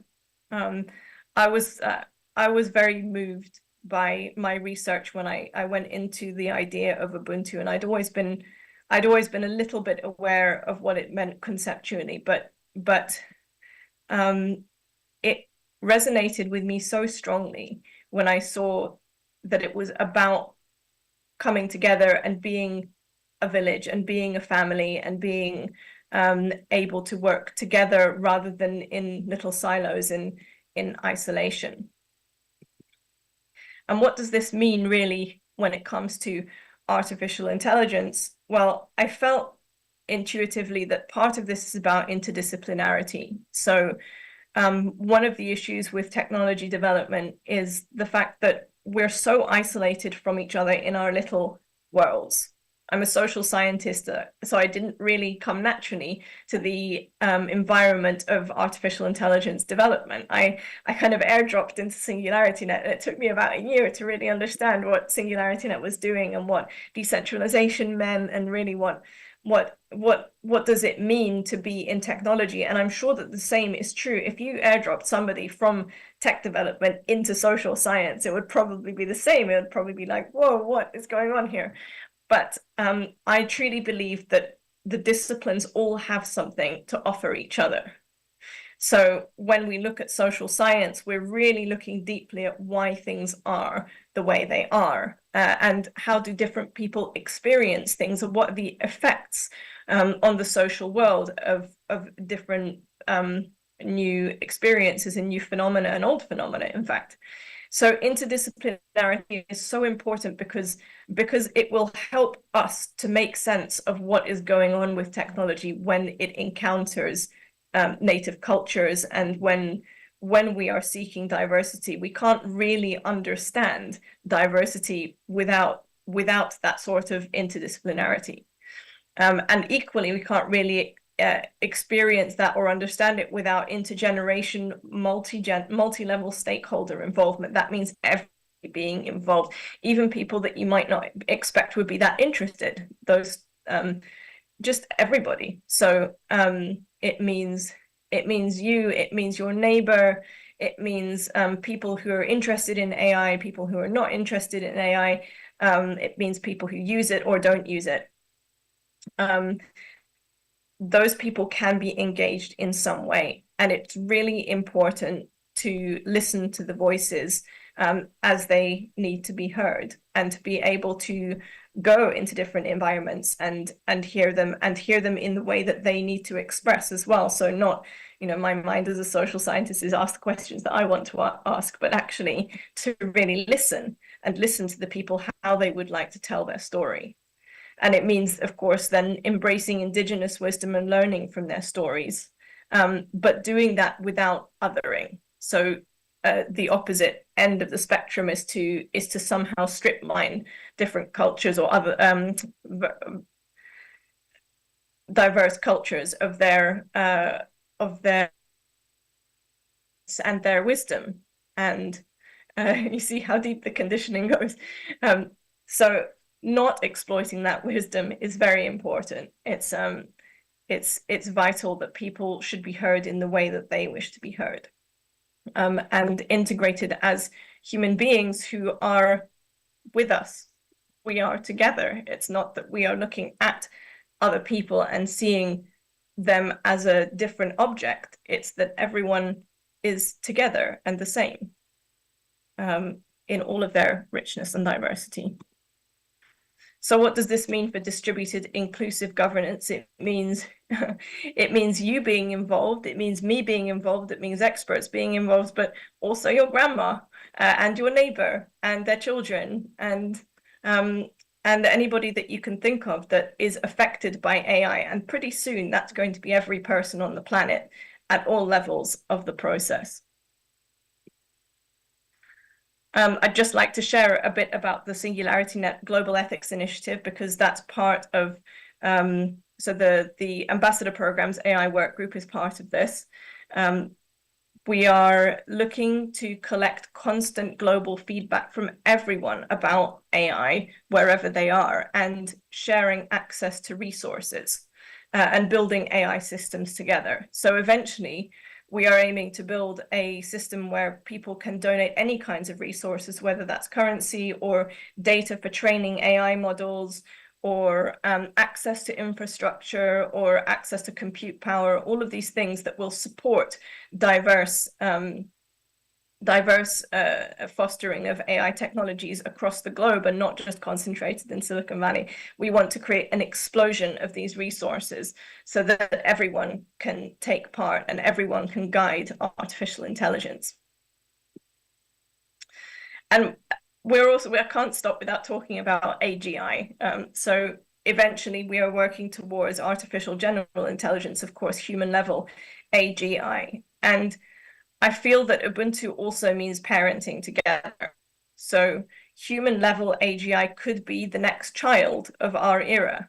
It could be the next global child. And we want that child to be loved and cared for by all possible loving entities, because children thrive on diversity. If you lock a child in a room and don't give them anything to play with, or don't give them anything to sharpen their minds on, or hone their emotions, or be loved and love other people, then those children suffer and they don't develop properly. So they thrive on diversity, on stories, on personal connection, on exposure to different influences.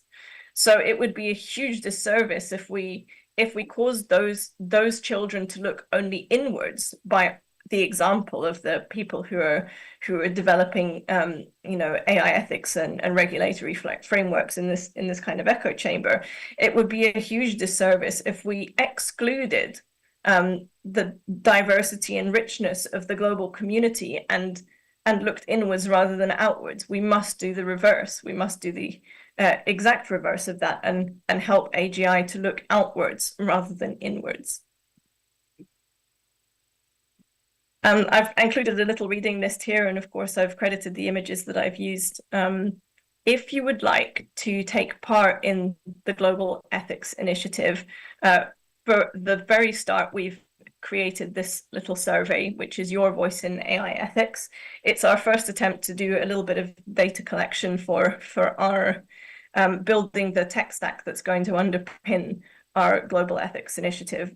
We're just very interested to hear the views of everyone when it comes to AI, and we would love it if you would contribute your thoughts. And we will also have our website up and running very soon. So if you sign up to our mailing list, then you can get updates about what's going on. And of course, you can join the Discord group to take part and follow what the Ambassadors AI work group is doing and the General Ambassador program. I'm so honored to be here, and I'm very honored to have your attention today. I'm really looking forward to the final talk and to revisiting the talks again, and possibly again. Thank you very much.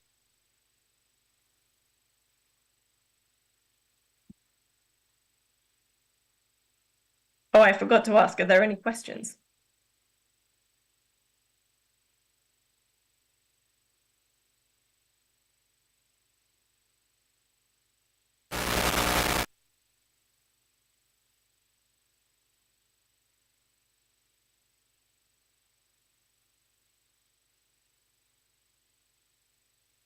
If there are any questions, I can't actually hear anybody at the moment. So perhaps if there are, then maybe write them in the chat, or if anyone can speak with me directly. Thank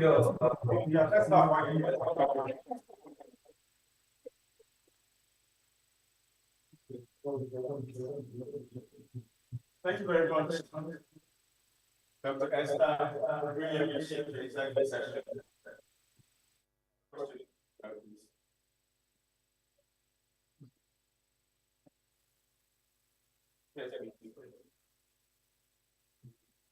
Okay, thank you so much for the talk.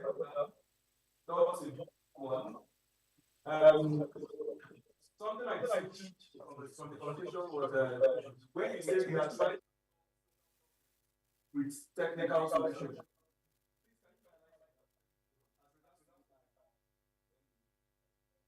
Hold on a sec, because there's a huge echo going on. Could one of you, Ubio or the main account, turn their sound off so that I don't hear the echo, because I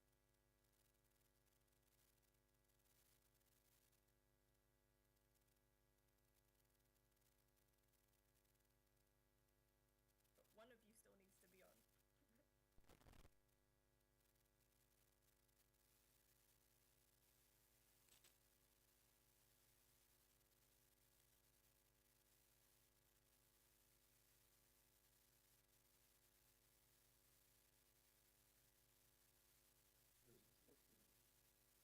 really hear the question. But one of you still needs to be on. I didn't hear anything. I'm sorry. Both of you turned your microphones off at the same time, so.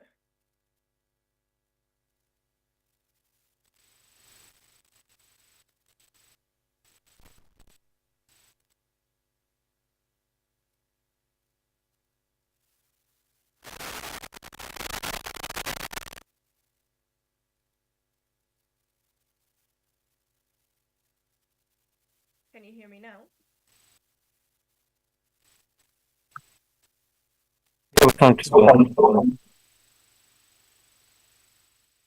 Okay, perhaps you would like to type the question into the chat box, because I couldn't really hear it because there is an echo when you speak through the main account.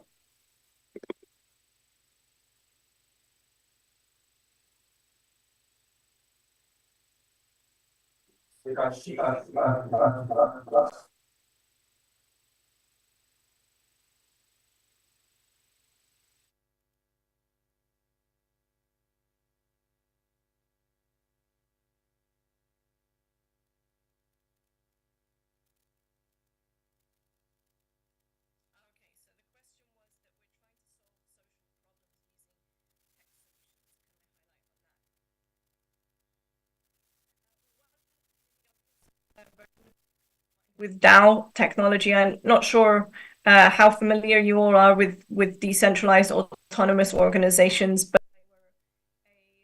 a solution that came out of cryptocurrencies that allowed people to vote using their tokens. So I'm just going to use this example as a way that we try to engineer solutions for social and organizational problems with technologies, is that people are meant to, in theory, put up proposals for actions that the organization can take, and then people will vote on those proposals with their tokens, which in principle is meant to create a much more democratic way of governing organizations. And it was seen as a solution and allowing more people to get involved in democratic governance. But what happened in practice was a number of things. They encountered just different problems that also concentrated power just in different ways. So first of all, the first way that happened was to, in a one token, one vote system, one token equaling one vote meant that a lot of people would just buy up a lot of tokens, or people who'd been with the organization for a long time would buy up a lot of or would have a lot of tokens as a legacy, even when they weren't necessarily involved in governing the company anymore. And it would be quite difficult for newcomers to have an equal say. So you'd have somebody with 10,000 tokens basically swinging a vote so that a proposal would go through, and then you would have a number of other people who felt he turned organizations into a plutocracy, which made a new kind of problem in governing organizations. So that sort of concentration just emerged elsewhere. So if we imagine the organizational context as being a social problem or an organizational structural problem that was meant to create a solution using technology, it really didn't work. And the same thing is true of the gig economy example that I gave earlier, that the gig economy was sometimes seen as a solution to inequalities or lack of access to opportunities. But what actually happened was that it just eroded worker rights in the UK, at any rate. It just kind of eroded worker rights and created an even bigger gap between people, even though it was sold as, oh, this is going to close the inequality gap. So that's what I meant by tech solutions not necessarily bringing the kind of effect or outcome that one would hope.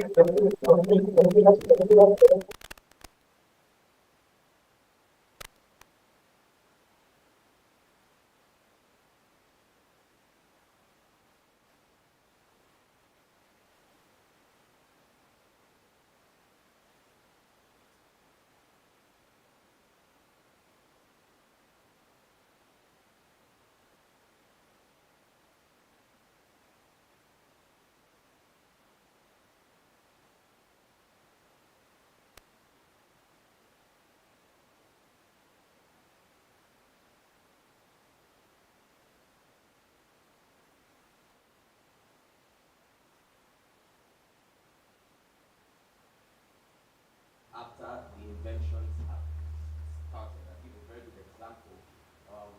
When the atomic bomb was being manufactured and the world went into an arms race, a lot of stockpiling of weapons had taken place before the powers that be decided that there should be regulation.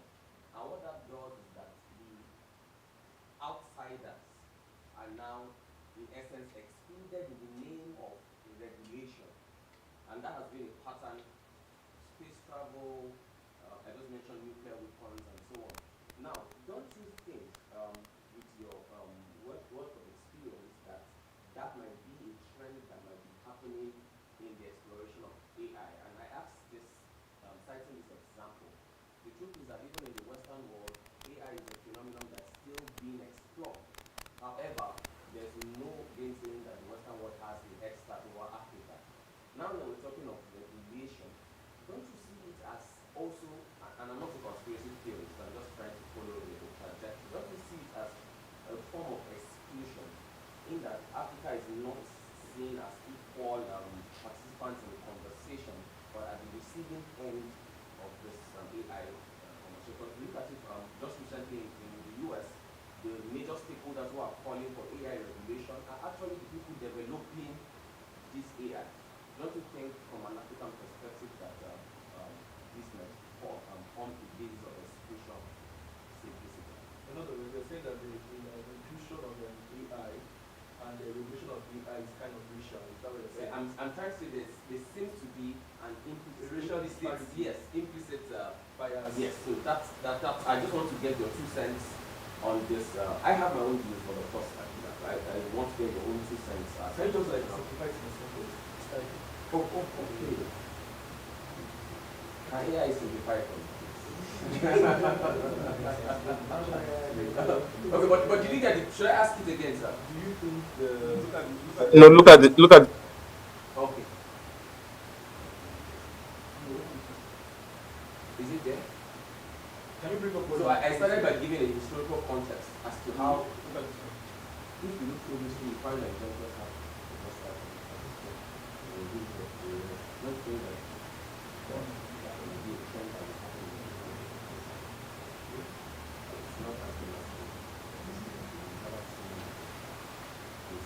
okay, just at the latter part, there's just I think we got to the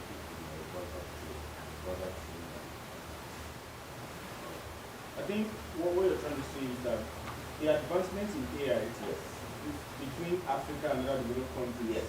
There's a space, a lacuna. Yeah. But why are we now having equal regulation in the Western and in the African countries? Don't you think that the context of AI regulation isn't employed already? So, but whether we like it or not, other countries are trying to come. It's like employed to take out Africa, right? Africa and developing countries. And developing countries. When you talk about regulation, who are those trying to regulate? Who are those pushing for the regulation of AI? Most of them already have advanced research capabilities. In fact, Elon Musk keeps shouting, but you check out the history of ChatGPT now, OpenAI. Okay, it was one of the first investors. Don't you see that there is a form of imbalance already in the conversation? Of course, as an African, I know there's an imbalance already, but I want to get her own perspective. Because when we talk of ethical, I need a microphone. In other words, does she think that AI regulation favors them more? Exactly.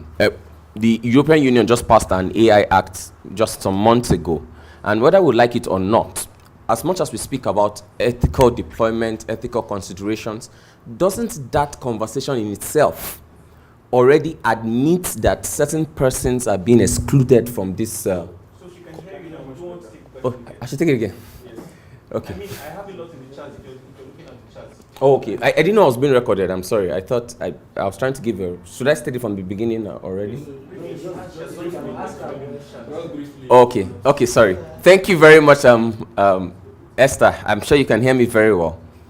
Yes. So, yes. So I started by giving a historical context. I said in the history of all invention, and earlier on we mentioned the fact that AI is being said to be the fourth industrial revolution. If you look at the historical development of technology and other things, you will notice that more often than not, Africa comes to the table late, more often than not. And there's also a pattern that we've noticed up to the fact that more often than not, these technologies are already being developed, and then regulation is being put forward to the table. And what regulation now does, as good as it is, as altruistic as it sounds, is that deadly atom was dropped on Hiroshima and Nagasaki. There was an arms race. The USSR and the USA stockpiled a lot of weapons and now said, okay, let us regulate. And what that did is that, of course, without delving into the politics, nations like... Now, translating that into the AI context, you will notice that many of those who are calling for the regulation, I'm not talking of from the academia, I'm talking of from the professional perspective, are already industry ready to, as an African now, to certain innovations coming from an African perspective. Don't you think that already defeats the argument of ethical deployment when those who already have a head start are the ones now calling for the regulation and in fact partaking in the regulation itself? That's my question. Thank you. Thank you for the question. And I mean, there isn't really any other answer I can give except yes. Yes, that is exactly what I think is happening. And if I were given to a suspicious mind, I would say that that might even be purposeful on the part of tech companies that are feeding into these regulations, because of course it's in the competitors out, isn't it?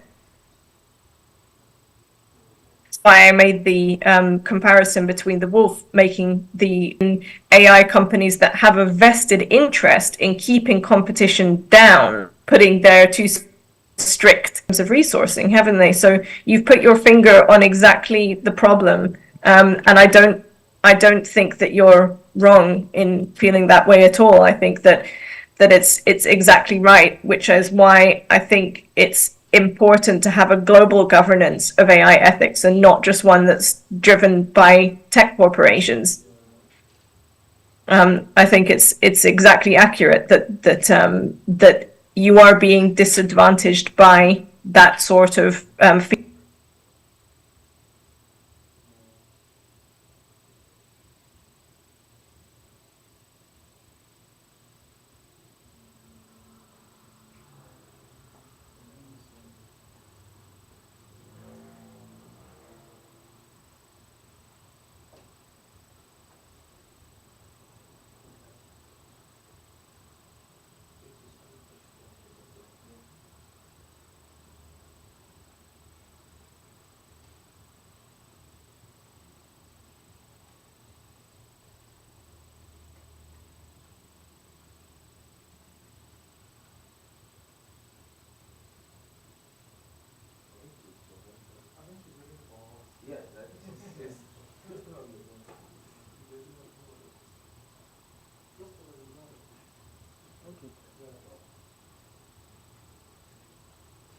All right, thank you very much.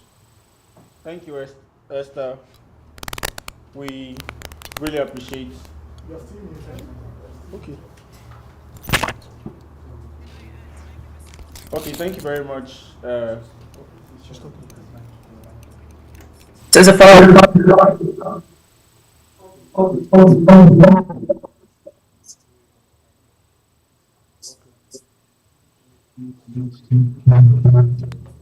Or any other questions?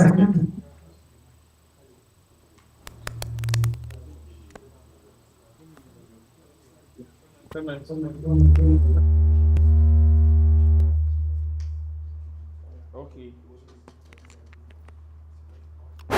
Thank you very much, Dr. Esther, for your time and your insightful response to the question.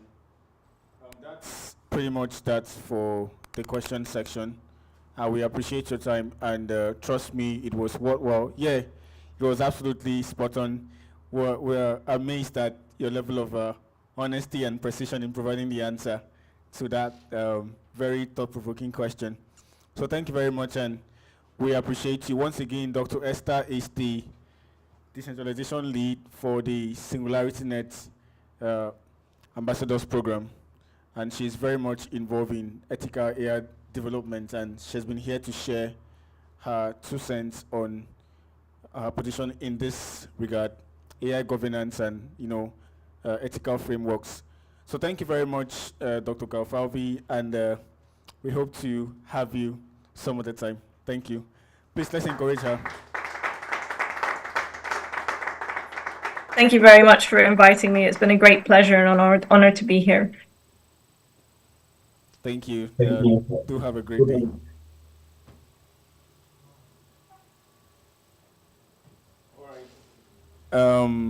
That was nice. That was very insightful from everybody's end. I'm very sure who listens carefully.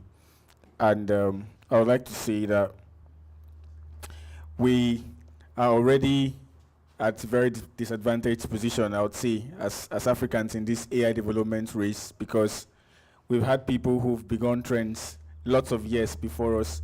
But then it's nice that the emancipation is coming now. And hopefully, if we begin to speed up our efforts in this regard, in a couple of years' time, we would also be reckoned as a global force to contend with in the field of artificial intelligence and technology. Moving over to the next speaker session. But before that, we would have a spoken word session by a talented artist, multiple award-winning artist, the first winner of the Cross River State's Got Talent competition. He's been on multiple stages, performing at multiple levels, and he always has a way to wow the crowd. Please, ladies and gentlemen, if your hands are not too busy, jam them together as we call on stage to perform Isaac Daniel. Thank you. Thank you very much. Thank you. Hello. My mother is a system of command and intelligence. You just know how a series of instruction is being passed on from her to you with just one look. Without saying a single word, all she has to do is just look at you, and a series of commands meets you right there. This is intelligence. Yeah. You walk into a room full of strangers, but somehow you know how to blend in. Yeah. This is natural intelligence, the ecosystem. Take a look. How we exist in precision and design. Guess what? Nature is a high-level intelligent model. So what would happen if the Earth's rotation stopped for just 1 second? Damn. At the equator, the Earth's rotational movement is at its fastest, about 1,000 miles an hour. If that motion suddenly stopped, the momentum would send things flying eastwards. Maybe we would find ourselves somewhere where we wanted to jackpot to, actually. Moving rocks and oceans would trigger an earthquakes and tsunamis, all kinds of chaos, just by the full miss of just one precision of nature or the ecosystem. This is artificial intelligence, that a device recognizes your voice. So first, you open your eyes and the world around you is strange. Change is the only constant. So we change and evolve into something new. I always knew there was something special about my mother tongue. We can summarize our reality and emotions in one single slang, or more. It is not just what you say, but also in how you say it, the nuances, the usage, and the emotion, or more. My mother's arm is a motherboard. You do not want to lose those connecting memories. How she connects our present with our future. Ubuntu. I am because we are. A roundabout meets us here in this junction of these circuits. This round table is a circus of possibilities. And as we discuss, I'd like us to know that of these, we all are deities.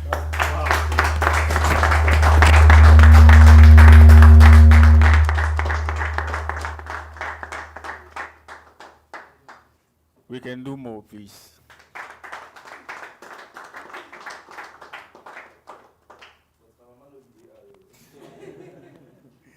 Well said, well said. Thank you very much, Isaac Daniel. I'd always say that you're a global star by many standards, and each time you get center stage to perform, you never proven me wrong. Well done, bro.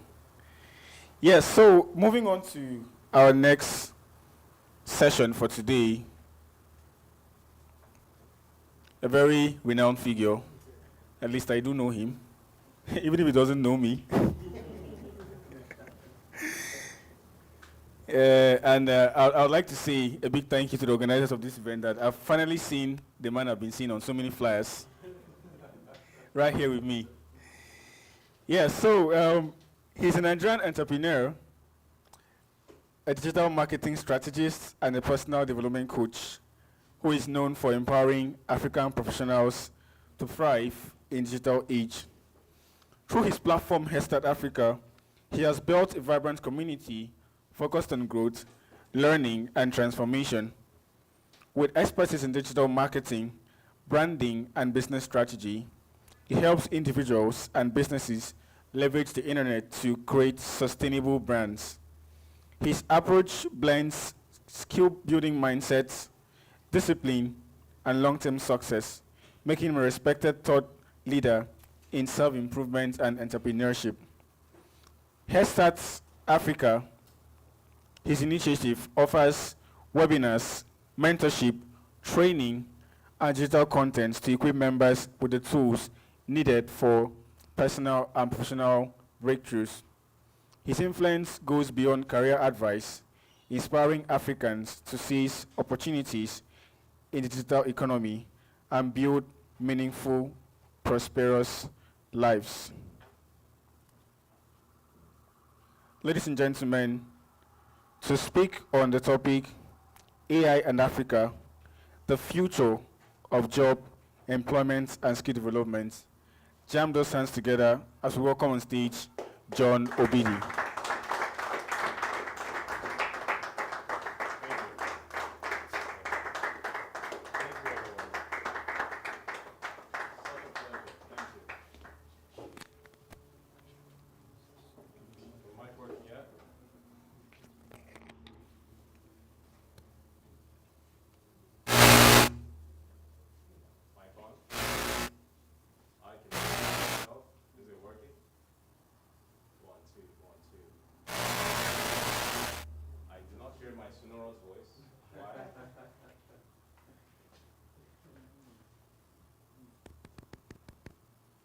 Mic check.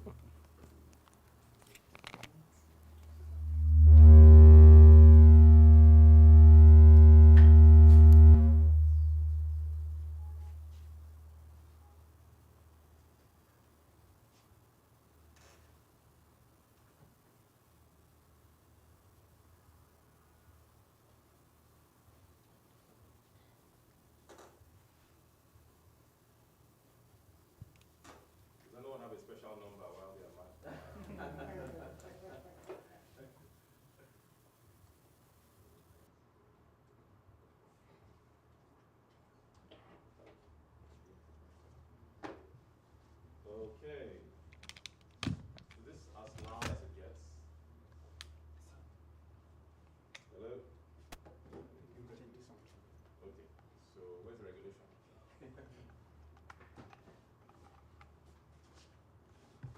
I'm in favor of dress rehearsals for these things so that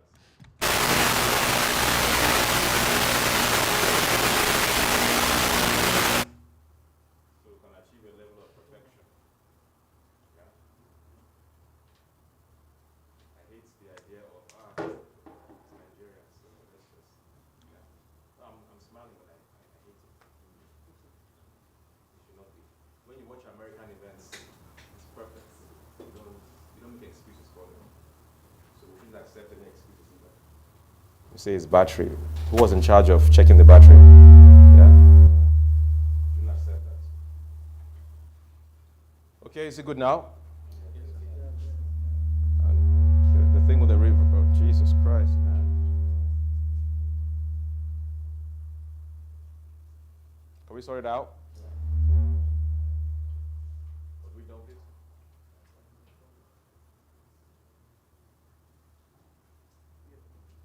We good? You sure? Your year was really convincing. So I don't know if I can bank on it.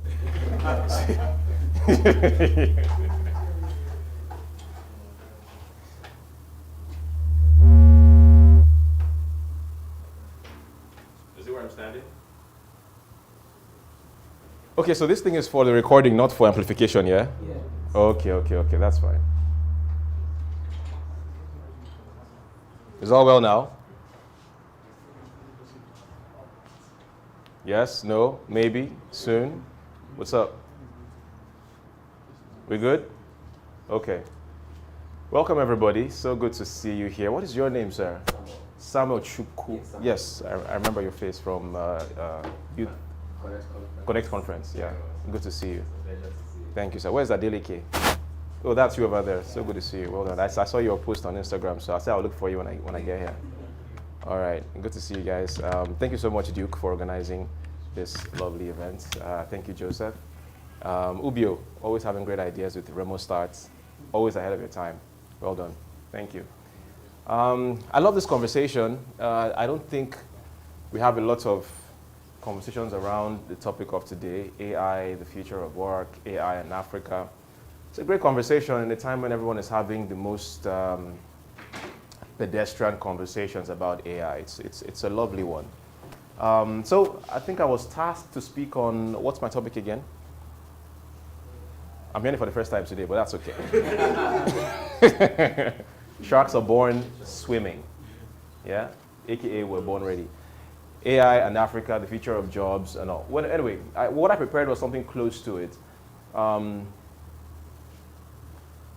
Mine was something around along the lines of the future of work and the future of wealth. Right? I talk about wealth because I've never had a job in my life. At my old age, I've never had a job. I'm not saying it's the way for everybody, but like they say, sharks are born swimming. I never had, the only job I may have had was, I think in third year of university, that's IT that we all had to do, industrial attachment. That's the only semblance of a job I've ever had. And then before I got into university, while waiting for JAM results, I did a small stint in a cyber cafe for about a month. But in my adult life, I've never had a job. And so I've had to dive into the world of business, entrepreneurship, and then into the world of wealth generation. Please keep the whispers at the back to a minimum. All right, so AI, the future of work, and the future of wealth. My paradigms here hopefully will help you to see where the wealth is actionably and how you can focus on where the actual profit centers are. All right? But I'd like to piggyback off of a question that Samuel was asking, which I think is a very interesting way to begin my session. If I heard you correctly, it was about whether Africa was behind. Yes. Okay. My proposition was that we are behind. Yes. And those who are talking about regulation now are not necessarily being sincere. Okay. Knowing that we are behind and speaking about regulation, it already puts a cap as to where those who are coming up Okay. would get to. Okay, okay. That's a very great take, right? But it needs further refinement. When you say we are behind, yeah, we need to properly, all right, everybody pay attention. You need to properly define what we comprises of. Who are we? No, I want to just think on it deeply. It's very important. Who are we? What is the we? It's very tempting to divide us along countries. But that's not the true division. That's not the true demarcation. The line in the sand is not national. Because the problem you are complaining about is the same problem a lower middle class American will complain about. Yeah? So in this global economy, there is first world versus third world, but that is the most obvious layer. All right? The deeper layer, when it comes to the divisions, you have to look at why we are called third world in the first place. Does anyone know why we're called third world countries and why they are called first world countries? Well, the origins came from the Cold War. All right? And if you know what the Cold War was about, the Cold War was about this war between the United States and the USSR, kind of also known as Russia, just a simplified way to explain it. Yeah, but the US and Russia cannot fight each other head to head because of something called MAD. You know what MAD means? Yeah. Mutually assured destruction. All right? You've got nukes, I've got nukes. Matter of fact, this MAD is so serious that there's something called the dead hand system. Have you heard about dead hand system? The dead hand system is a technology that Russia developed, right? Because they're like, in case the US springs a surprise attack and throws all their nukes at Russia and the command centers, well, if all the people at the command centers are dead, they cannot launch a retaliatory strike. So the dead hand system says that, it's configured in such a way that if there is no response from the command centers, meaning they've all been decimated, all their nukes, every single one they've got, will be launched at the US. So they are saying that even though you will kill us, no problem. Even our dead hand, we launch everything we have at you. Right? So that's how crazy MAD is. So they will never fight head to head. So they had to fight each other through proxies. All right? So countries loyal to the USSR were fighting countries loyal to the First World, that is the US, NATO as we know them. All right? So countries that were aligned with the United States and their allies were eventually called First World countries. Countries that were aligned with the USSR and their allies were eventually called Second World countries. Those that did not align anywhere were called Third World countries. All right? That was the official definition. But over time, it took on an economic connotation. And it just seemed like those who did not support either just became third world countries economically. Coincidence? I don't know. You figure that out. So, when you talk about AI regulation and all, I hope you understand that the people that the American companies are shouting orders at do not include Russia and China. So the only people that are under the blanket of AI regulation are the people that are under the jurisdiction of the first world, like most of Africa. All right? So what you're complaining about, China doesn't complain about that. So that's why I said, who are we? All right? China doesn't complain about that, and countries that are in league with China, aka some upcoming African countries. All right? So first of all, you have to see it from a point of allies. So when you say we, who are you talking about? There is NATO. I would have said BRICS, but BRICS is still plain. They are not yet.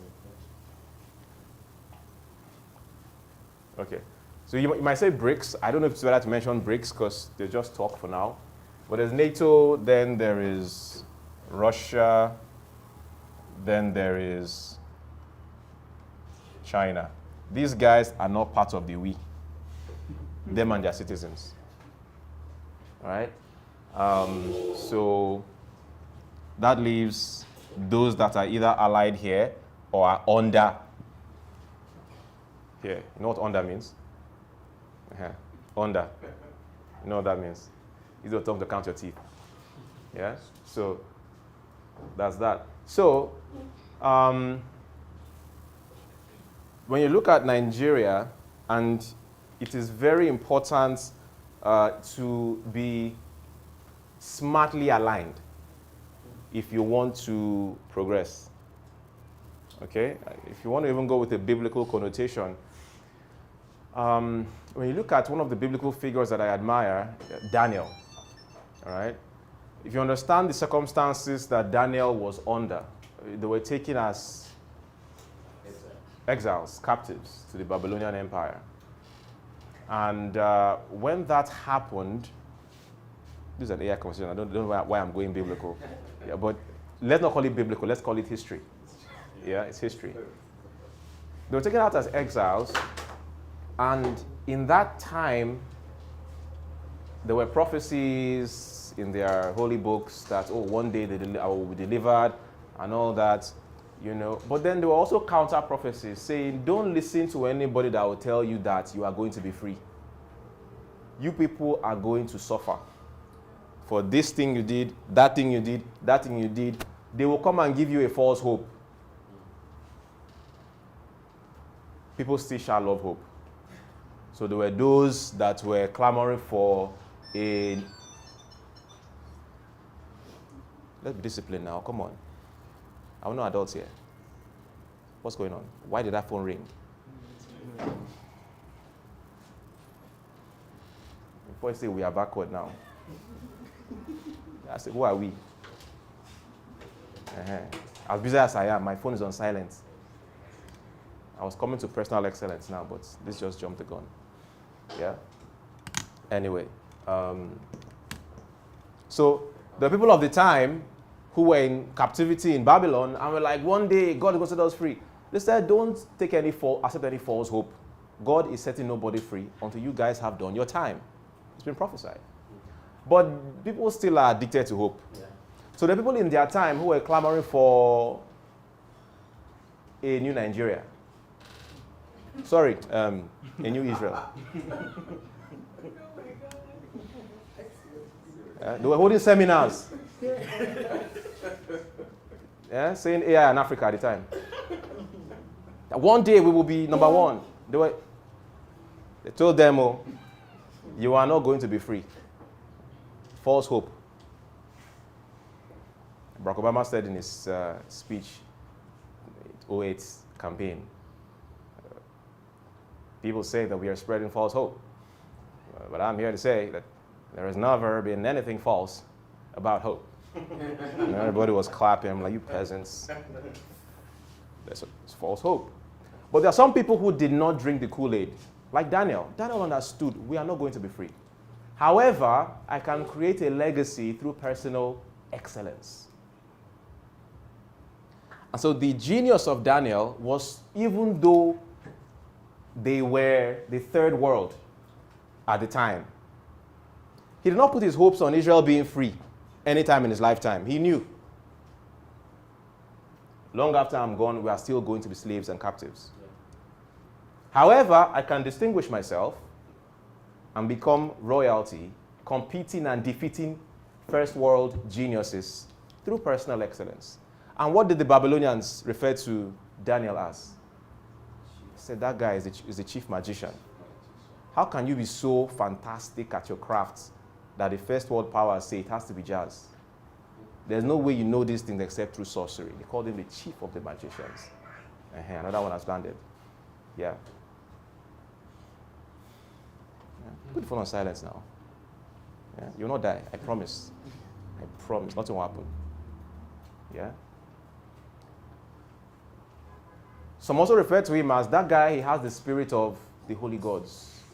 Just ask him anything. He was excellent. He understood languages. Right? He was well studied. So, when you say we, you've got to be smart about what we means. And this may not be popular, but make it more of an I statement. Yeah? When you make it more of an I statement, you will see how mobile and how nimble you really are. When you think of we, is hopeless, because how do you move a whole continent? You will not and you cannot. But when you think of a me, how can I? There's so much you can do. There's so much you can do. You can travel, you can take courses, you can create communities like we have here, right? This is personal excellence, right? So when we talk about AI legislation and all that, it's personal excellence, all right? If you want to really go far, you've got to focus on personal excellence and team up with the best of the best, regardless of where they are. All right? And we are the best of the best. You're in the first world, in the United States. All right? So you can't say you're doing anything AI if you're not collaborating with the Americans. Right? I would say there's also Russia and China, but the most realistic allies that you can have are the Americans. And they're very open. They want the best of the world. All right? So you want to be badass at AI, anything that is an American invention, who else to partner with than the Americans? All right? If you were the president of America, would you really think about equality of the world? No. What did Donald Trump say in the last elections? America first. Yeah? So let's be realistic. It's America first. So if you want to be first, what should you do? Align with America. It's simple. You know, America, nobody wants to raise their own competition. Who does that? Equality is a myth. It doesn't exist. It never will. Though they have to say it. We're equal. We're not. All right? So yeah, personal excellence. Yeah? So I think with that, I will segue into my conversation. I'm going to talk about profit centers, what we can all look at, where we can all see where the money is, see where the present and future of work is. And I hope we all listen to news consistently. Yeah? Personal excellence is very important. I need to know that you guys get your information promptly and from the right sources. This event is not supposed to give you the rundown of all that happened in AI in the past 30 days. All right? You should have news sources that you frequently follow and listen to. They're on Instagram, they're on mostly Twitter, I think. Yeah, you see what is happening with OpenAI, transforming from non-profits to for-profits, okay? What does that teach you about where things are going? You see what OpenAI is now valued at. Why is it valued so much? Where is OpenAI's money coming from, all right? The Americans have a saying when they want to investigate crime to say, follow the money, all right? So OpenAI is such a valuable company. People are saying that Sam Altman is likely going to become the world's richest man soon if they continue on their trajectory, because what they have is massive. Their top executives have been leaving the company, signaling that something is brewing that they do not agree with, right? And that is fine. You don't become the world's richest man by playing nice and by playing fair, all right? How did Google do it? Do you know how many fines Google has paid in their lifetime? It's brute force, world domination, all right? So what is it with OpenAI? What everybody knows is ChatGPT. What am I typing? ChatGPT. See, I even say, what am I typing? Not writing, because you don't write anymore. Yeah, ChatGPT is what we all know, and they're making a lot of money from ChatGPT. But where most of their money comes from is through their API. All right? And so institutions, we've heard these things about OpenAI wrappers.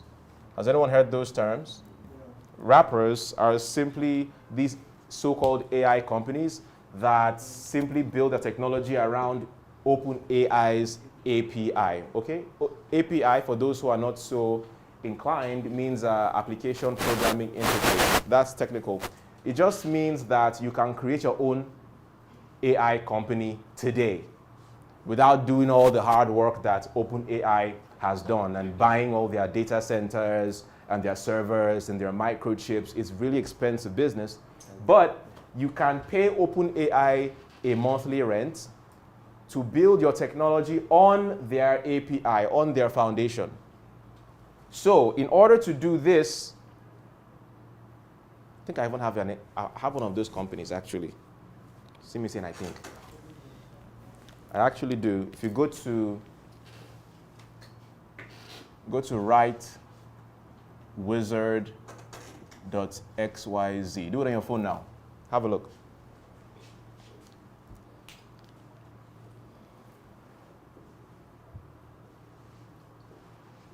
I'm glad it's a very small audience because I won't say this in public.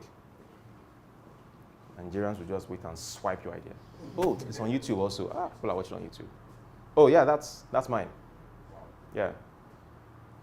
Right? And I know, yeah, it's fantastic and everything, but everybody should be able to create something like that. All right? How long do you think it took me to create that? Yeah? Months, weeks, years? Just about 2 days. Yeah? Remember why I don't like talking about the future of jobs? It's the future of wealth. I've never had a job. I don't know what it feels like. But I know what wealth feels like. All right? I know how wealth comes. And it comes from being able to manipulate the energies of your time. And so being able to manipulate this, anybody can start an AI company. All right? So how does one get into that? It used to be that, I remember when there's this man that you guys should follow. His name is Naval Ravikant. You all know him? If you want to build wealth in the new economy, he's one guy you should listen to. He did a series of podcasts called How to Get Rich. So it's a YouTube series. Just go binge on it. It'll take you about 4 hours to finish. Very lovely. But there's a part from that I want to highlight here, where he was talking about the 4 factors of production that we learned in secondary school economics. And they are land, labor, capital, entrepreneurship. And he argued that labor, or rather land in the modern world could be code, media, yeah, code and media, all right? So in the old world, you needed land to build your factories or your agricultural plantations, your farms, so you could produce stuff. But in the new world, in order to produce code, Right Wizard, all right? The factor of production that produced Right Wizard was code. Or media, if you want to create like a media company, right? We are streaming this to YouTube, and perhaps that YouTube channel is also monetized, and YouTube is going to pay you in ads, all right? You make money from ads. I mean, YouTube sends me a check every month for my night school live streams, all right? Production is happening there, income is coming there, but the factor of production that made that happen is media, all right? So anyway, this is not about media, this is more about code, all right? So it used to be that code was a very serious factor of production. You needed tens of thousands of dollars to hire programmers to create good software for you. But the AI revolution has made everybody a programmer, almost. So one thing that everybody should learn, everybody, no exceptions, is try to learn how to code. I know it's going to sound a bit daunting because you may not be computer inclined, but I think you're the one who said you want to win this decade, yes? And I'm telling you what is necessary to win the decade. You've got to learn to code. I think it was Naval who said something, learn to sell and learn to build. No, learn to sell or learn to build. Why did he say that? The man who knows how to sell, you can sell stuff. You know how to sell stuff, take things to market. But what will you take to market? You take to market what the man who built created, and you guys partner, all right? Or if you're a builder, you partner with a seller. But he said if you can do both, you will run the world, all right? Which is why even though I am pretty fantastic at selling, I do not let my other hand go from building. Learn how to create stuff, all right? So, code. What should you start learning how to create? Python. Now, do not be frightened. Because back in the day, right? Python or PHP, I'll say Python. Back in the day, it used to take a long time. I studied computer science university, all right? It took a long time to learn how to code. But today, you don't need to learn how to be a badass programmer. Just go in there and learn the basic syntax. So if before you had to learn programming for like 3 months, just focus and learn the fundamentals in 1 week. AI can help you write code to create anything. So the only reason I'm saying learn a coding language is so that you can understand the code that AI is giving to you. So when I say learn code, I don't mean become the best programmer in the world. You don't need to do that anymore. You can't be better than AI today. As good as you are in your programming, you can't beat the technologies coming out, which I'm going to share with you as we progress. You can't beat it. This AI has become crazy good at coding. And that's okay. It's helping us, all right? If you use Claude AI, for example, Claude AI just goes for $20 a month. Imagine with just paying $20 a month, you have the best programmer in the planet in your pocket. That's crazy. But just so you can understand what it's giving you and how to put together the things it's giving you into an actual product. That's the only reason I'm saying learn how to code. So you don't need to go learn it end to end. Understand the structure, the syntax, where you place your files and your folders, and how to export it into a project that the world can buy and pay subscriptions for. So that's why I say learn this. Now, once you have learned that, you can now have, I think in the AI community, it's called a co-pilot. All right, understand why it's called a co-pilot? Because you are the pilots. You are the one trying to create this product, and AI is your co-pilot. So you guys are working hand in hand. It's a co-pilot. So one of the biggest co-pilots today is one of the rivals to ChatGPT, created by a company called Anthropic. It's called Claude. You know, and Claude has been one of my biggest allies of late. ChatGPT is fantastic at what it's fantastic at, but Claude AI is the best bar none when it comes to coding. Yeah. And then there's a new technology. I don't know whether it's the guy from Claude that created it, but it's called Cursor. Thank you very much. Cursor AI. This Cursor AI can create almost any code that you're looking for. Code to do anything. All right? Just get on YouTube and search Cursor AI tutorials. You'll see a lot of free guides on how to get started. And I think their subscription is about the same price. I think about $20 a month as well. I'm not sure. But have a look at it. So, when it comes to you creating what we call a SaaS company, you all know what SaaS means? SaaS means software as a service. It's just a complicated way of saying a software company. Weibo? They'll give us the big grammar, but it just means software company, yeah? But let's just talk about it how they talk about it, SaaS, yeah? So creating a SaaS company is going to be so much easier. Now, can you see where the wealth is? The wealth here now comes from you creating your SaaS company and offering it as a software as a service and earning money on subscriptions. Or the wealth comes from you, selling your services as a software development company when your only employee is Cursor AI or Claude AI. And you can ship these software solutions to organizations and make a ton of money. Or you could hire someone that is good at coding and augment their skills with Claude AI and tell them to develop anything that you want. Yeah? How much does an average Nigerian programmer cost? How much is it? Per month? Yeah? You sure? Okay.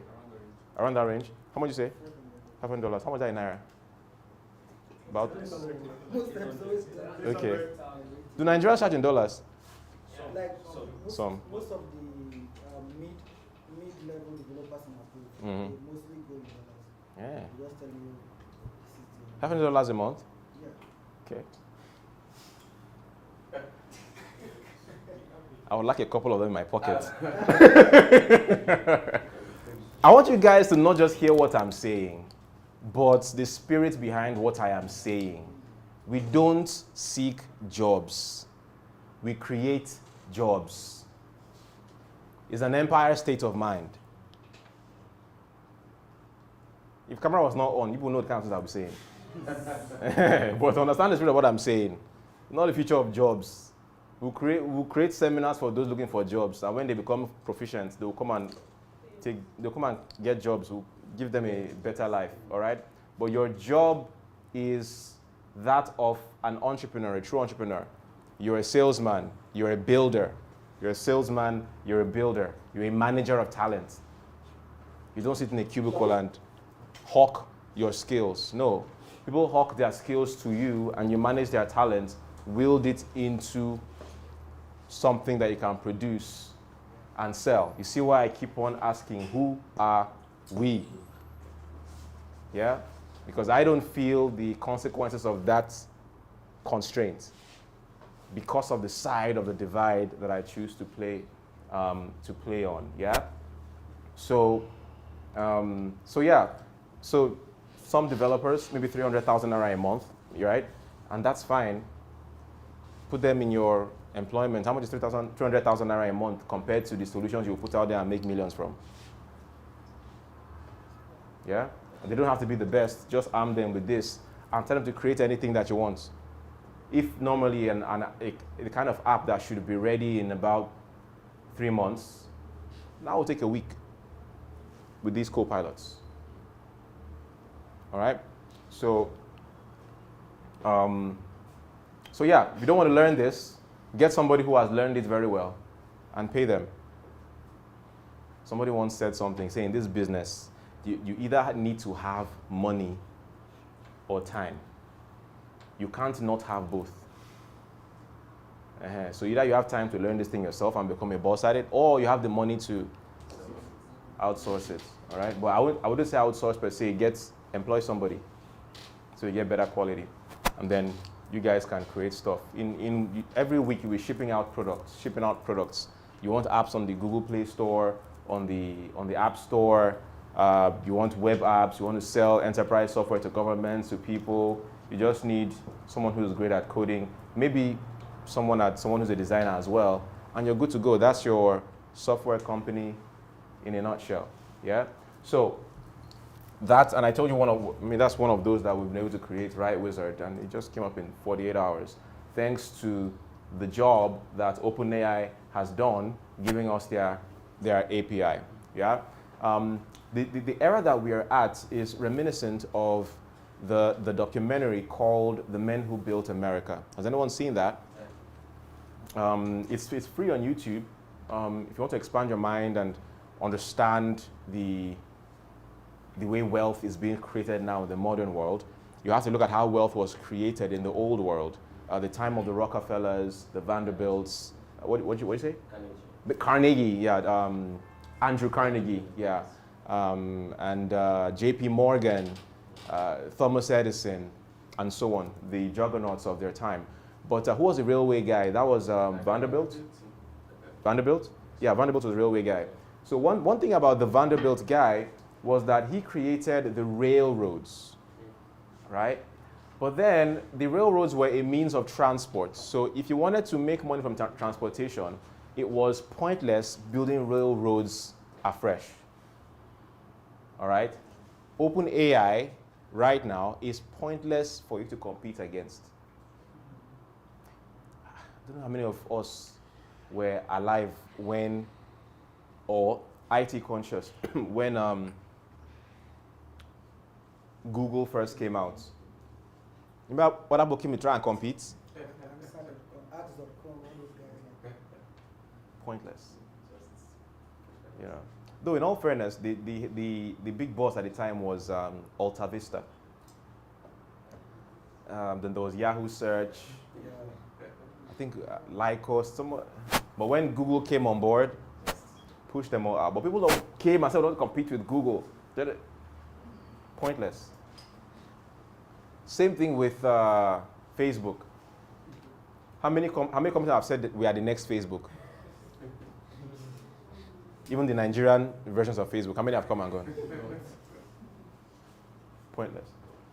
So there are many who compete with OpenAI, but it's almost pointless. We already have the big 3.5. Yeah. OpenAI, Google DeepMind, Meta is trying, you know. We have Mistral.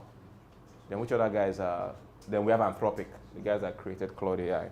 So you are, what is it? Perplexity is another good one, thank you. Right? So you're better off learning how these guys work and look for the ones that provide a railroad for you to transport your own goods, for you to create your own, build your own technologies on top. The railroad is the API. So most of them have an API. Claude has an API. I don't use it, but the one I use is OpenAI's API because they came out first. That's why, and I've been using them for a while. And you could use that too. That's what we use for Write Wizard. Just build it on top. We don't have to bother about LLMs, LLBs, BBCs, right?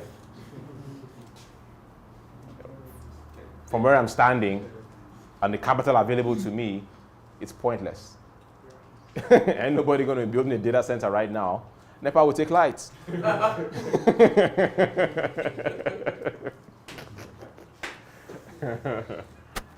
So look at the terrain and see where is most practical for you to function. All right? Can I wipe the board? Yes. Should I keep on? Oh wait, don't wipe it yet. Let me try to exhaust every space there so we can maximize that. All right.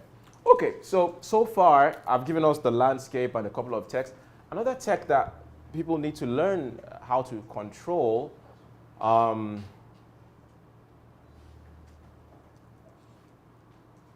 is cloud tech. Cloud tech. Everybody should understand cloud tech to some degree. So here's the thing. How many of us have heard the term, Nigerian web hosting? Have you heard of Nigerian web hosting? There's no such thing as Nigerian web hosting. Anybody that says that they are bloody liars. YouTube, please don't cancel this channel for me saying bloody. But that's not the truth. There's no such thing as Nigerian hosting. Yeah? Nigeria cannot host at scale. Note my choice of words. Can't host at scale. Technically, you can host right now. If you put your stuff together, configure it well, you can, but not commercially. So most of these people, they are simply resellers of existing companies. That's one of my earliest hustles. Web hosting reseller. Far back as 2010. One of my early hustles was web. I did reseller of every. When I understood the reseller model, I was reselling everything. I did reseller of web hosting, domain names. I did reseller of SMS, bulk SMS. Bulk SMS was so sweet to do reseller because nobody knew how it was done. Nobody understood how it was done. So the few of us that understood the ojoro behind it, we cashed out. So we sell to churches, it was so sweet. Those are the days.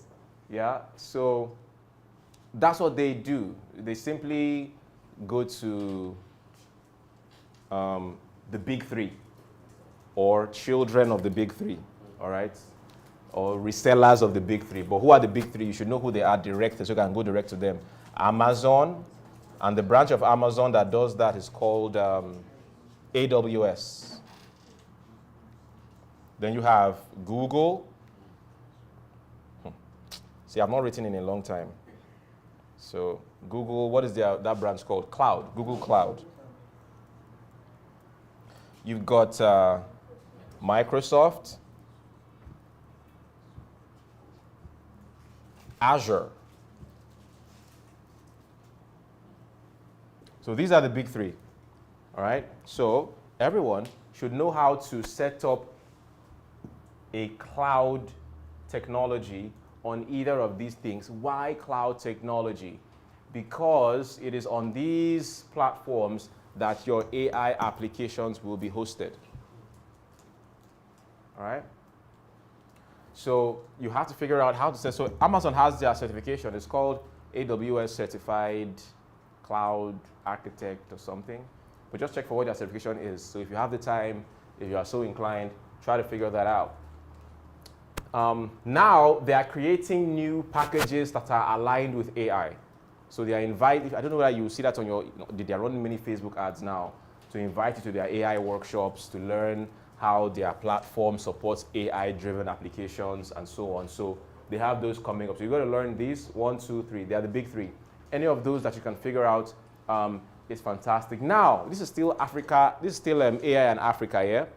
There's a dimension of this that Africans need to learn because of our disadvantaged position, right, in the grand scheme of things. What are the disadvantages? Infrastructure is still a huge disadvantage that is not going away anytime soon. We're like Daniel in Babylon. We have to adapt with personal excellence. So there is this thing that I use called, it's a small branch of cloud technology. It's called a VPS. You know what that is? Not VPN. VPN is the thing that helps you change your IP whenever Buhari blocks Twitter. He hasn't blocked it yet. He hasn't blocked it yet now. I said, whenever Buhari blocks Twitter, I know I said it in present tense, but it's for comedic effect. Whenever Buhari blocks Twitter. Yeah? So VPN is the one that is to change your IP address and all of that. But there's something else called VPS. It means a virtual private server. And that is you being able to control a virtual computer in the cloud. What does that mean?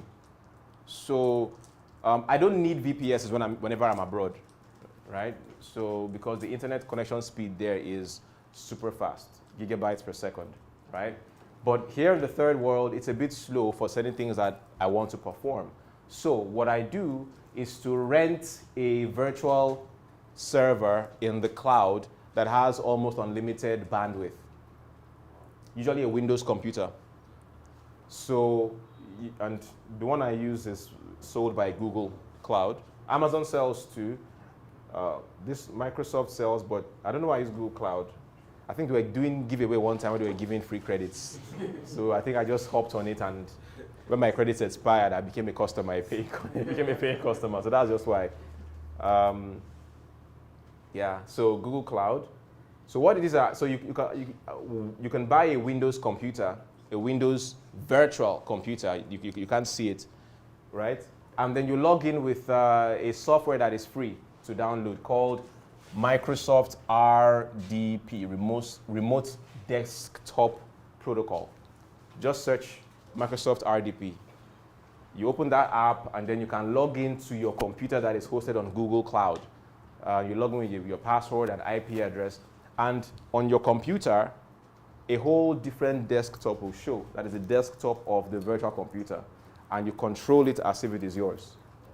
All right? And if you run a speed test on that one, with your third world internet speed, run a speed test on the virtual one. It has unlimited speed. So you can work using your computer on a virtual computer and perform certain tasks there. I use that routinely when I'm in Nigeria. So when you want to perform your AI, because I mean, you can't compete with your first world counterparts. You can't. You know, back in university, we used to do a lot of hackathons. You know, and hackathons are basically who can do the best, fastest. You know, so I'm still trained with that in mind.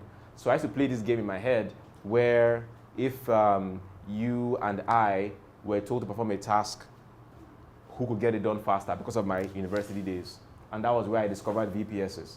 So if you tell us to set up something, we have to download this, download that. While you are still downloading your stuff and your internet is saying 200 kbps, I would simply log into my VPS that has like 1 gigabyte per second downloads. And I'll get done in 5 minutes what you will spend 2 hours doing. Simply because you live in the third world. But I'm in the third world with you, but I've been able to simulate a first world environment using this technology. So this VPS thing may not be as important for first world people, but if you're in Africa, you're in the third world and you suffer under third world conditions until Elon Musk comes to save you with Starlink. You know, Elon Musk is our big daddy. He saves everybody, you know. Anytime he announces on Twitter, Starlink is now live in Rwanda, they yell, yay! Like, don't you all have a president? You all got a president? Man, so I keep on saying, who are we? Who's we? Yeah? So that's that. So these are core technologies. Everybody's got to learn. So when you develop your apps, you know where to put it, and you can start shipping products. That is where the wealth is. Okay, what other profit centers do we have? Okay, there is one that most Africans haven't. Oh, man. There's one that most Africans haven't looked at, and that is training data.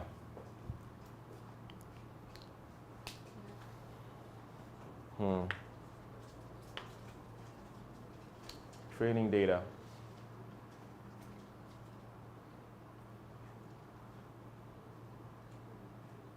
You know, I paused because when I wrote training data there, I mean, I intend to talk about, you know, training data and all, but a memory just surfaced relating to that topic. A very sad memory that will help you, again, keep on asking yourself the question, who are we? Did you guys hear what happened in, was it Kenya or Rwanda? I don't know if it was ChatGPT, but there was an AI company that needed to train their data. People said ChatGPT actually used them as well. Okay. No, they didn't use them directly. There was a consulting company in between. In between that actually uses these guys in Rwanda. Was Rwanda, yeah? Rwanda and Kenya, I think. All of that. One of those countries. It was so sad because I'm like, don't you people have a president? Who are we? Be careful. Don't join yourself with the losing side. Don't let them sell you one fake idea of patriotism that makes you lose. You know. What happened, so that you understand what the story is? You know, what happened was that there was this consulting company that specialized in training data for AI companies, right?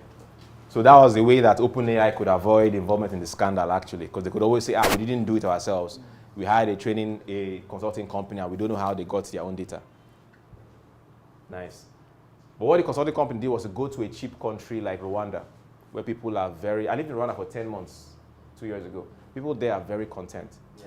So if you offer to pay them $1 a day, $2 a day to do some simple task, they wouldn't mind. You know. So they went there and they hired these Rwandans to help train AI data, and some of that data was traumatic. So something that they would never use their own citizens for, they used Africans for, right? And those people were facing traumatic consequences on their psyche for the things they had to manually do. Sexual images.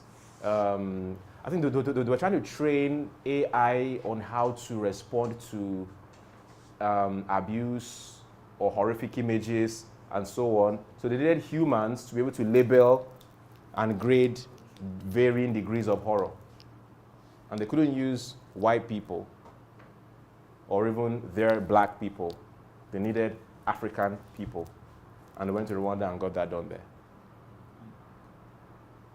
How much were they paid? Peanuts. The owner of the consulting company made millions of dollars, shut down the company, went back to his country to avoid litigation before anybody could say anything. But if you Google it, you see the scandal there. You know, and then he sold the data to, I think, OpenAI and some other companies. I'm not sure whether it's OpenAI, but some of these AI companies bought the data. And what was ever done? Nothing. So that we is very shaky. I'm not sure who we constitutes anymore. That's why it's just bank on personal excellence. Your government doesn't have your back. So just be personally excellent, form your communities, form your tribes, form your gangs, and do hood rat stuff. Anyway, trading data is another important profit center. Because AI, artificial intelligence, needs some kind of context around which to form intelligent decisions. And that context is data. So providing training data to companies is another profit center. But building upon training data is what I would call industry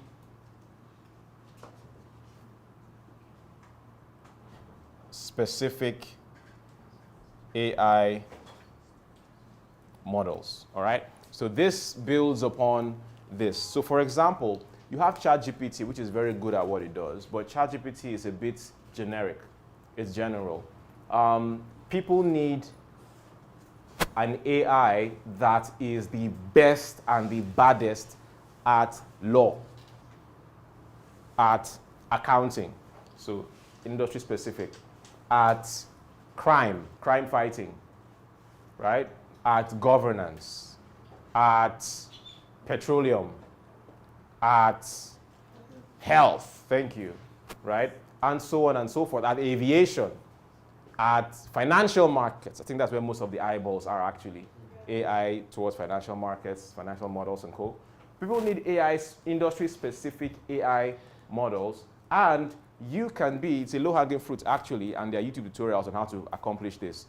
How to train your own industry-specific AI model with OpenAI. All right? So I think the best thing to search for, the best query, is search on YouTube how to train OpenAI, and then look for what's the first couple of results come out. So it just show you how you can just plug in data, all right? So now you've got to now go and look for data that you can plug in. Data sets you can plug in into your own OpenAI account that will train your own version of ChatGPT or your own version of the OpenAI's API that you can sell. It's still on OpenAI's platform, but you've created your own land there with your training data, and you can sell that as an industry-specific AI model, right? Okay, where you can drop in PDFs and CSVs. Oh, I see. Well, you see, things are even getting better. So no better time to look at industry-specific AI models, right? Well, these are very lovely things to say, but I hope you understand where the market is. The market is not Nigeria. Yeah? Nigeria is not going to buy, Nigerians are not going to buy these things. en masse. And that is okay. I remember when I was reading this book called Startup Nation. Remember that book? Startup Nation, the rise of Israel's economic miracle or something. Yeah, so about the rise of Israel. And one of the things I remember from the book, I didn't finish the book, but one thing I remember from reading the book was that because Israel is a small country, they realized that they cannot be wealthy as a country if they produce for themselves alone. So as a matter of fact, when they create companies in Israel, they're not even thinking about Israel. It's for the world. Intel comes from Israel. And some other how many computers will Israel buy? All right. So Intel is for the world. Taiwan. Taiwan is such a small country that they are still not regarded as a country by a large part of the world. Right? If you have any business, Simo.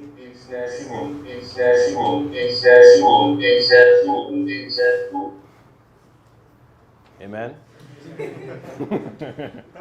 If you have any business with China, like serious business with China, you can't have a Taiwan embassy in your country. Sure, you know. They consider it an insult. Take down that flag before we talk to you again. It's that serious. So, you know, and I think most of Africa depends on China. So we can't even acknowledge Taiwan properly. Yeah, have you ever heard have you heard the name Taiwan with anything serious in government? You mention it, just talk it. China will say, yeah, that loan you're owing us, pay. Give me. 10 years, no, want it now. Right? So, but anyway, back to Taiwan. Tiny country, but they are the world's superpower at one thing. A company called TSMC. I hope I got it correctly because this is on YouTube now. Taiwan Semiconductor. Please let me Google it. Let me not say the wrong thing. Let's go and comment. He did not say it correctly.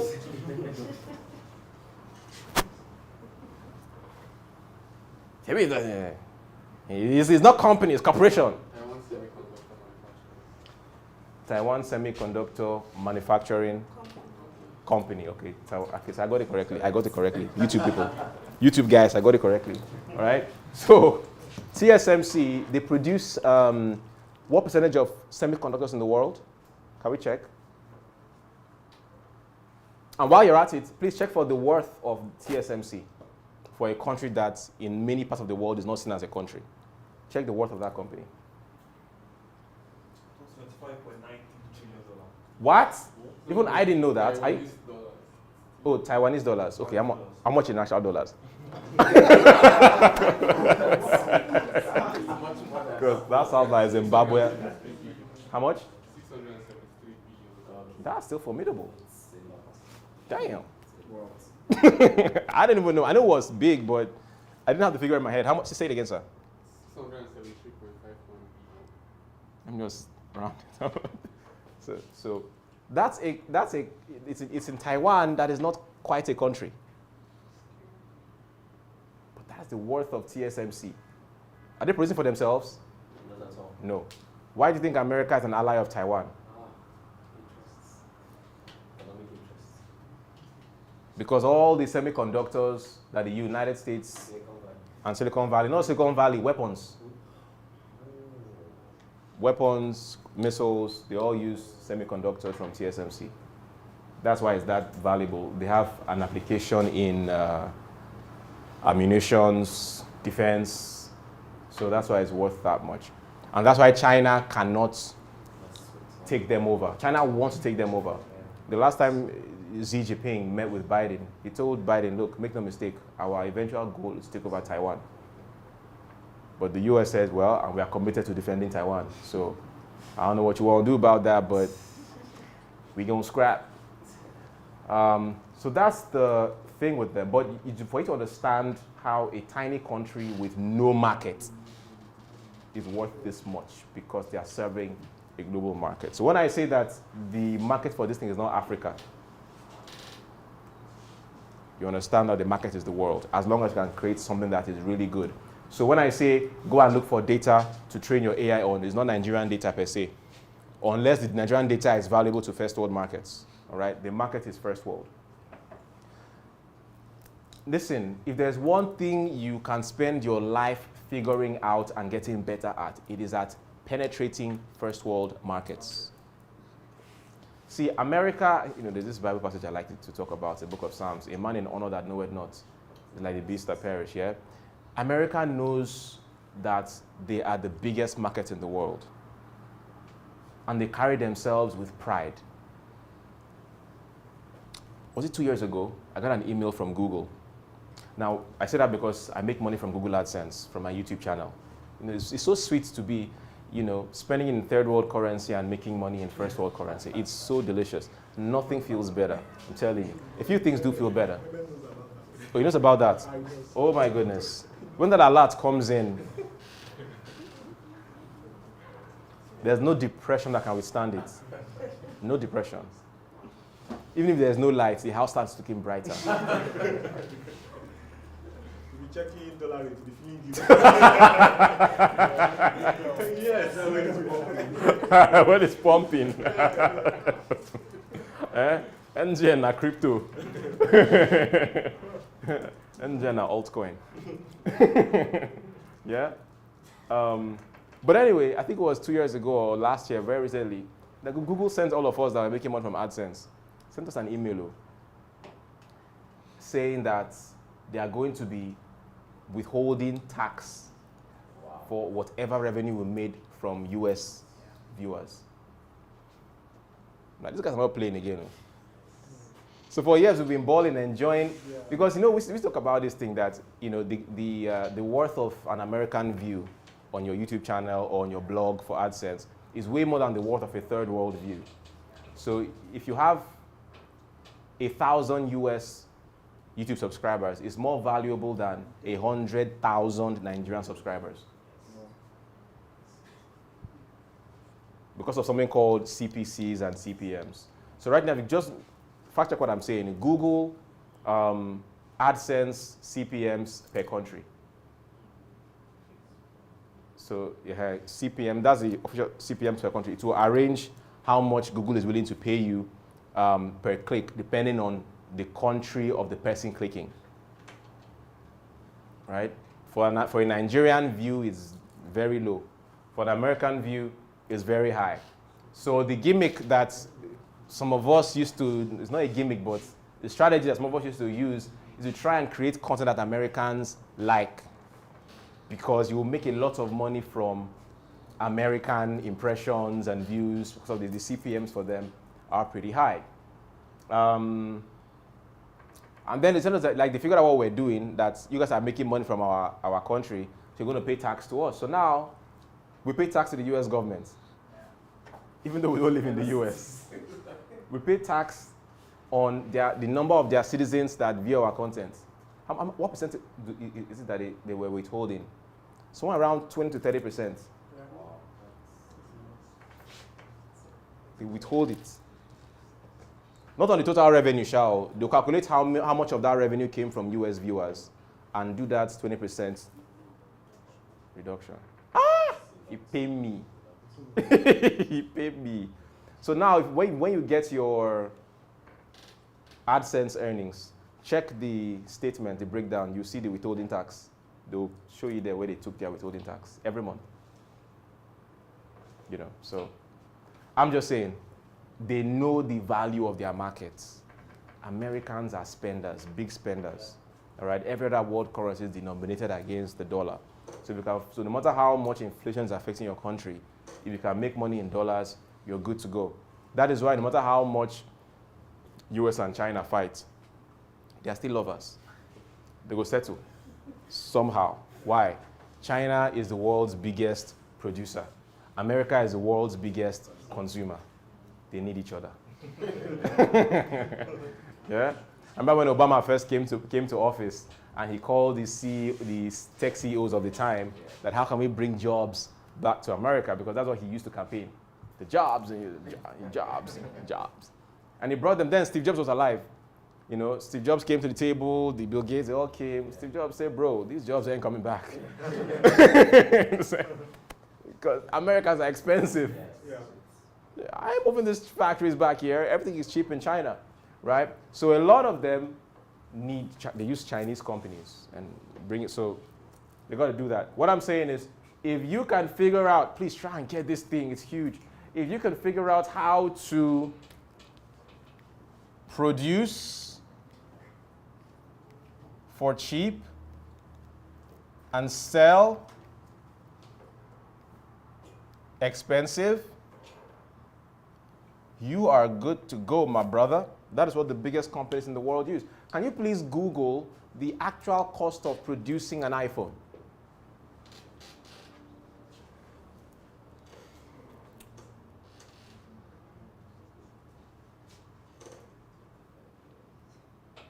How much?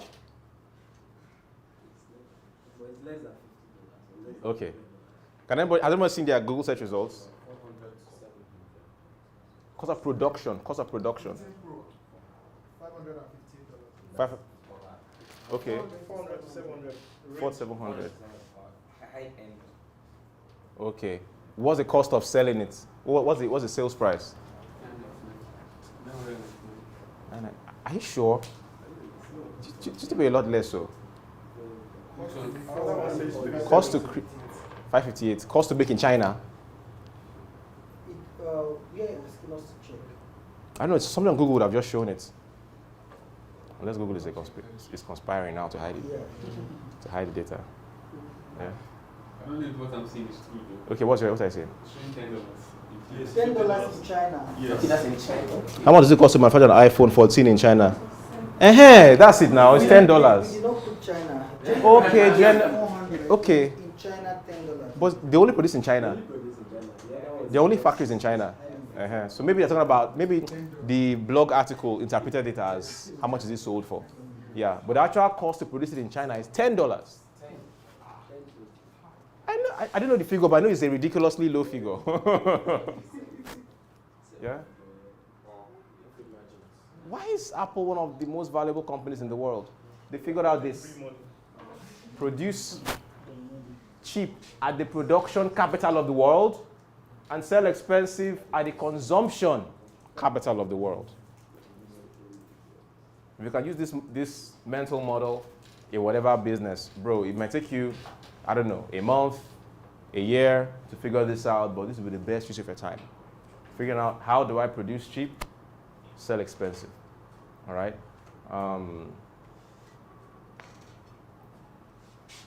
When Kylie Jenner became one of the wealthiest young people of her time, a billionaire, it was through makeup. She didn't produce the makeup herself. She went to where they could produce cheap and sell expensive. Boom, billionaire. Right? There's even this company, there's even this website.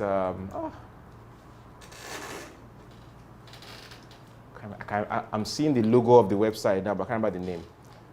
What the website does, imports, either import or export Yeti. Import Yeti? Import Yeti. This is the website, Import Yeti. So what happens on Import Yeti is that you go and type in any US seller of either it's furniture or apparel or anything.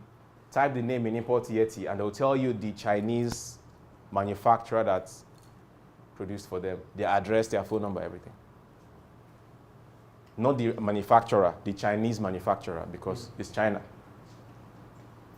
Everything the US, most of what the US sells is China, you know. But that's the model. So produce cheap, sell expensive. It still comes down to what I was talking about code here. We're gonna learn how to produce SaaS applications for cheap, using a combination of AI-inspired code with a human co-pilot. Do that cheaply. If you can find somebody to take $300K a month, I think that's a pretty good deal, you know, or $500 a month is still a pretty good deal. Figure this out, then you just be creative about where the opportunities are. What are the SaaS opportunities? Where are the markets? What do the Americans need right now that I can ship and sell to them, all right? Understand how to set up I think everybody should know that by now, how to set up your business, incorporate it as an LLC in the United States, get US banking. Even though you've never left Nigeria, it can be done. It's doable. Most of us here know how to do that. Get a US LLC registered, pay whatever the appropriate taxes are, get global banking, set up your Stripe account, and you're in business. Yeah. AdSense money is sweet, but Stripe money is sweeter. Those of us that sell digital products or our consulting or our services to Americans, Stripe money, because AdSense, you have to wait end of the month, da-da-da. For consulting, you send out an email, you put the Stripe link there. You'll be seeing, just see deposits, $500 back, $500 back, $500, just it's hitting like rocks. Just dumping in. And Stripe now has a new feature that they released, I think it was early this year, where you can get your money sent to your bank account that very second it comes in. So while AdSense, we've got to wait end of the month and some more days. Stripe, somebody pays you, get the money in your US account instantly. You can do whatever you want to do with it. Scale your business, convert to Naira, do whatever you want to do. So that's the global world of business, all right? And so Africa, AI and Africa, I'd rather say AI and Africans individually. That's who we are. Africa is very hard to define. Nigeria is very hard to define. I don't think Nigeria knows what Nigeria wants to be yet. I don't know what Nigeria is. I know what Wikipedia says Nigeria is, but I don't know, I'm not quite sure because I think the definitions keep changing per time. But I know what Nigerians are. Nigerians are individuals, they are people, brilliant people, ambitious people with hopes and dreams and a lot of talents. So what Nigerians can do is to figure out what the Taiwanese have figured out. Tiny country. That's not quite a country. One company from them is worth 673. How much is Nigeria's GDP? What is it? The most recent publication has 822 billion. See, the number is even increasing. 800 and something billion. And what's their population? I don't know. Like one local government. Yes. Nigeria, giant of Africa.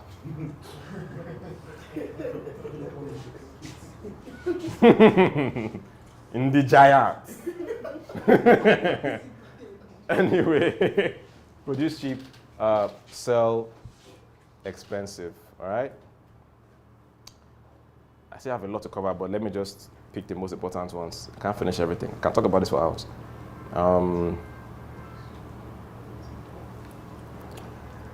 All right, and then how long do I have, please? How much longer do I have? 10 minutes. Okay, cool. So you realize that when you look at all these models, for those of us who are forward-thinking, maybe like Ubio, we're all forward-thinking, but Ubio has significant manpower he's working with. For those of us who have access to manpower, people that are in our employment that we can direct to create projects, we have to look at the fact that we are in the business, as AI is concerned, we're in the business of monetizing intelligence. What does that mean? So when you look at the latest models of AI, they recently debuted their O1 model. And the O1 model for OpenAI differs from the previous models because the previous models were more focused on pattern recognition. So it could see patterns and try to give some predictions on what's coming next. But the O1 model is much better at reasoning. It can see patterns and try to offer an explanation for why the pattern is happening. It is so intelligent. Imagine combining that intelligence with your training data. It's going to be able to create better forecasts. Financial markets. Now, so one thing I was getting when you said we are at a disadvantage, there's a different kind of, when you say us versus them, there are different layers of us. There's a national level, there's a corporation level, right? I don't know, has anyone watched Billions, the series? You watch Billions? So when you watch Billions, You will not listen to most of these Forex traders that want to teach you how to make money with Forex. Most of them, they're just liars. Liars. Come on, my Forex course. When you watch Billions, you understand how this thing really works. You know that these guys are all liars. So there's this episode on Billions where they hired quants, right? Who did I hear quants from? Was it you that mentioned quants some time ago? Yes. So they had these people that would build software to try to help them trade the financial markets more profitably.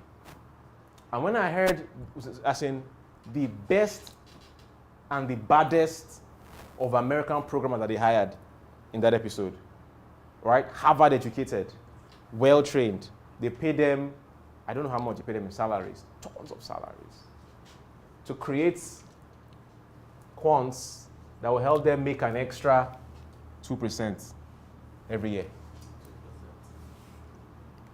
Now, one Nigerian Forex trader say he wants to help you do 30%.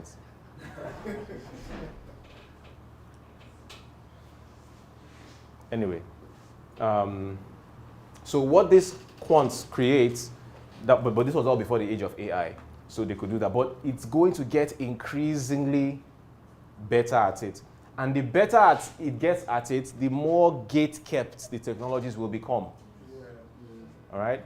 So you will not be able to get a job at these companies. I think currently, there are some US companies you cannot get employment in if you're not a US citizen. I'm not sure, because someone please check, but I don't think you can get a job at SpaceX unless you're a US citizen, because it then has to do with matters of national security. Even NASA. There's some industries that if you're not a US citizen, you can't get a job there, no matter how brilliant you are.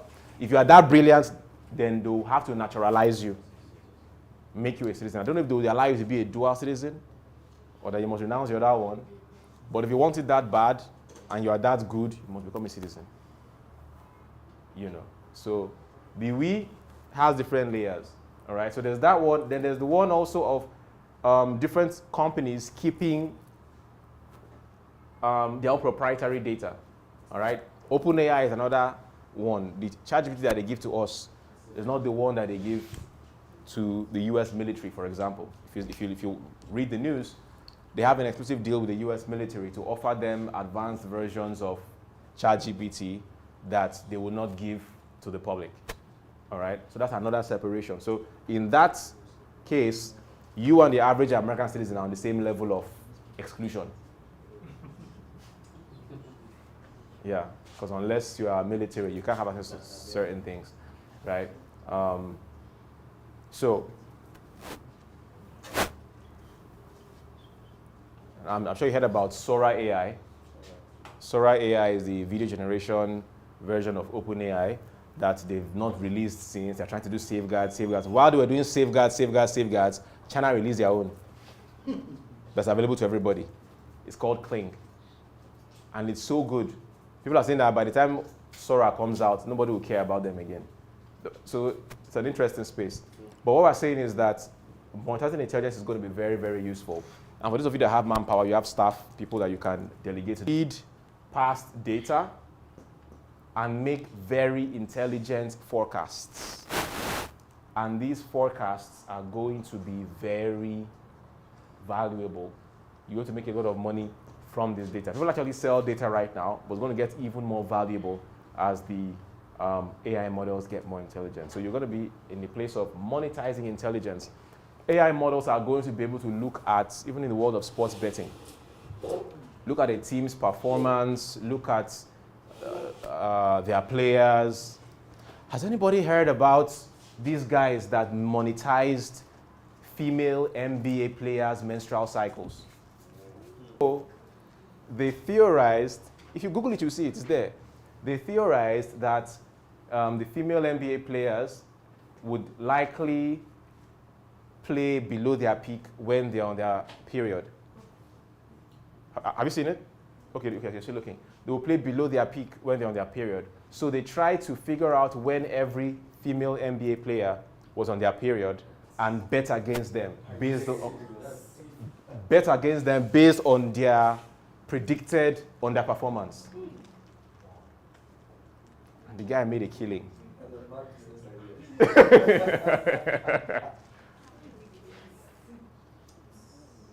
Has anybody found it? I like to show receipts when I say these things so that you guys know that it's out there.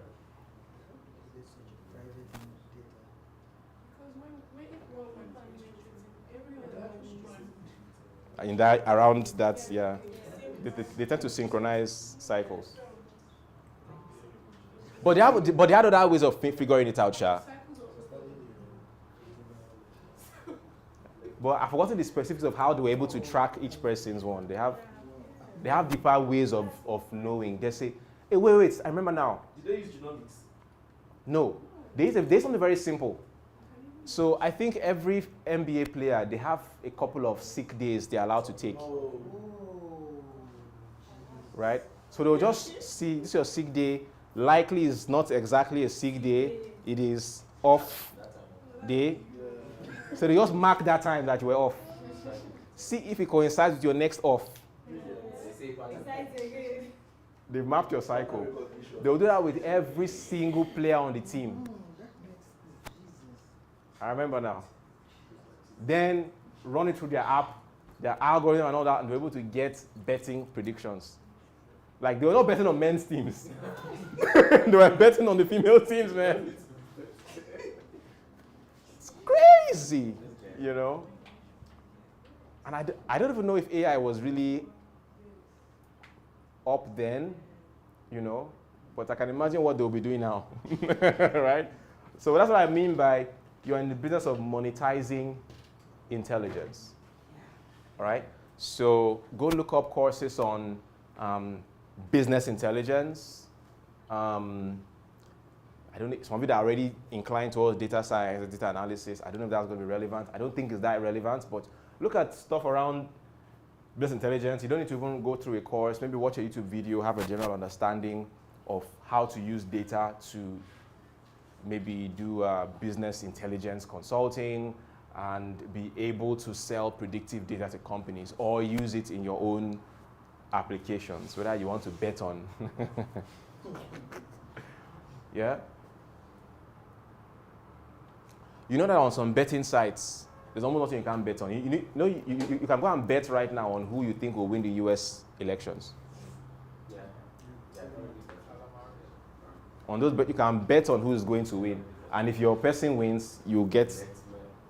There's nothing you can bet on, right?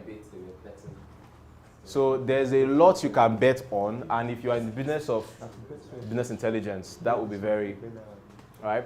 And even though we call it betting, I hope you know that the stock market too is betting. Yeah? If you're putting money on a stock, it means you are betting that it will go up. And if you are wrong, you will lose money. If you are right, you will make money. It's all a casino. All right? And business intelligence helps. So look into that. Let me see. 1, 2, 3.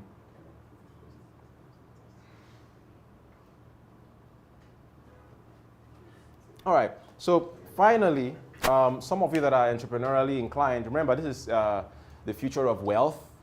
The future of wealth and the future of work. Yeah? Because even wealthy people work. So what everybody here, well, those of you that are so inclined, can do, the lowest hanging fruit for most people here, including me, which I'm already doing, is AI consulting, right? And AI consulting is really interesting for people like me that like to read and study, because you are basically being paid to give insights on things that other people are too busy or lazy to read about, right? All I do is read and study, and my brain captures all these things, and I come give it in a keynote or put it in a webinar, or deliver it in a solution, or sell a subscription plan to my monthly AI reports. These are ways to monetize your learnings. And the beautiful thing about AI consulting is that you are just being paid to learn about AI. That's how I see it. You know, so you're learning stuff and you're feeding it out to those who don't have the time to learn it themselves. Yeah, they're paying you for keynotes, they're paying you for education, AI education, right? If you remember, during the gold rush in the United States, those that made the most money were not those that actually struck gold, but those that sold shovels to those going to dig for gold. Yeah? So in the whole AI revolution thing, all right, everybody wants to go and dig for gold. That is why the people that make the most money in this whole mix are Amazon, Google, and Microsoft. All right? Because how many of you have a startup here? You have startup. Anybody that has a startup, the first thing you do is to buy the domain name. And then you go and get cloud hosting. If you don't do cloud hosting, maybe you get some kind of hosting package that is probably subletting from these guys. So you pay these guys, whether your startup works or not. They've collected their money. The startup is starting or whether it's not. Before it even starts, they've collected their money. Right? So they're always putting out ads that we believe in you. Empowering startups, the next generation. Whether some will make it, most will not make it. Whether you make it or not, these guys will collect their money. All right? So in this whole thing, you may not be the one digging for gold. You could be the one selling shovels to the dreamers and those digging for gold. All right? So, which is still very valuable. AI consulting is one that helps those who have struck gold, those who are digging for gold, and those who intend to go dig for gold. So if you can find out how to package your AI expertise into AI education, that is another one. Another company that makes a lot of money through education, AI or not, is Udemy. Why is Udemy fantastic? Anybody who wants to become something in tech, a programmer, data analyst, or whatever you want to become, you go to Udemy, you buy a course. Whether or not you succeed, they've collected their money. They've sold you the shovels. All right? So selling shovels is a veritable way to monetize that wealth profit center. So guys, in summary, if there's anything you can take away from this conversation, and thankfully you know that I practice what I preach and I preach what I practice. I give you guys this to go look at before I even started, so you can know that, look, that thing came up in 48 hours. You know, I wouldn't say this in public so that I don't devalue, the Nigerian mind is the Nigerian mind. Yeah. How long will it take you? 3 months. 3 to 4 months, the developer, the end-to-end, the team, end-to-end. 2 days. All right? And part of the 2 days was allowing the domain name to resolve properly and let it, but it doesn't really take much to integrate with this. So this, you've got to understand that documentary I told you guys to go check out, The Men Who Built America, that documentary is being rewritten in our time, in real time, before our eyes. And there is a rebuilding of the new economy happening right now. And we've got to take these things seriously. Maybe not everything, but we can just draw your line in the sand and pick one sector you want to focus on and dominate, right? You're going to make a mark in the world. Remember, produce cheap, sell expensive. If all you can focus your time on this month, next month, or this quarter is on figuring out how to produce on any of these technologies cheaply, code, with these co-pilots, right? And then figure out a way to produce it cheaply using these guys and sell expensive to the consuming capital of the world, the Americans, right? You're going to make a killing. Everybody is doing it. Kylie Jenner does it. Apple, an American company, does it. Nike does it. TSMC does it to the tune of $800 billion. All right? So I hope that with these 3 points of mine, we've been able to understand who we are. Thank you. Any questions? Thank you.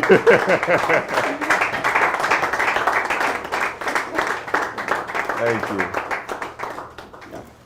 Say we when your people are talking about subsidy. I was talking about subsidy. You think they are concerned about what's happening? If they could enter Rwanda and plunder them, their government don't follow for the we. Because their kids are not even educated here. Yeah, very correct. Yeah. So, questions, please. Yes, sir. Yes, sir. Yes, sir. I want to say very big thank you, sir. Thank you. And thank you, Duke. And thank you, Joseph, because it was through my gut to know that you were going to be here and all. So my own question is not necessarily on the technical side. Mine is from the media part. So what hope is there for those who want to leverage AI from the entrepreneurial part of media? Because frankly speaking, many of us, as I was speaking what I could do from an entrepreneurial perspective, but I know my major strengths lie in the media side. But like you've always said in night school, we can't think like the commoners when it comes to. So how can we then leverage AI in what we do pertaining to the media? Okay, what are your goals for the media side, so I can see how I can help you more specifically? Yeah, thought leadership. I'll give a very good example. For instance, I have a community of law students. Okay. And there's the legal part to AI, there's an ethical part that's just opening up in the legal scheme of things. However, I've been thinking this is an emerging area of law that's not being followed in Nigeria. Most times we're doing the usual constitutional law. So most law students will not necessarily be concerned with as a general, the coding side of things and all. But many of them will want to, have knowledge as to what is going on in the AI space. So I'm just thinking, how can I tweak that to, Okay, but is it worth it though? Nigerians don't pay. Lawyers. Yeah, the angle I'm looking at it from. Unless you want to be a charity. well, the angle I'm looking at it from is there's an area of there's something you mentioned some years back about being a thought leader to critical mass of certain persons, and then the first world can see you as that thought leader and do. Okay, if you insist. But what I would say first is that there's some, let's say, check Angel List. So what I'll give you, check Angel List. Another site you should check is Crunchbase. Angel List, Crunchbase, and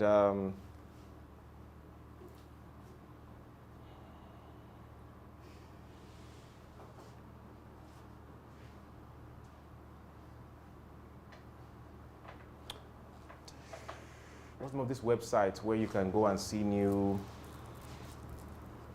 projects that are launched every day. Oh, I've forgotten their name. Oh. New apps that are launched every day are being launched on that website. Product Hunt. Is it Product Hunt? Let me see. Is it Product Hunt? When so many things have entered your head, you start mixing up these things. Product Hunt, Abby. Let me see what shows up. The best raw products. Yes, sir, you're correct. Product Hunt. All right. So how many did I mention now? Yes, Product Hunt is it. 3. Okay. So for Product Hunt, for example, when you go to the website, you see top products launching today. All right. Now just go to the search, and you can search by industry. Look for all the products that launched relating to the legal profession. All right. And see how you can localize those solutions for Nigeria. Easy. All right.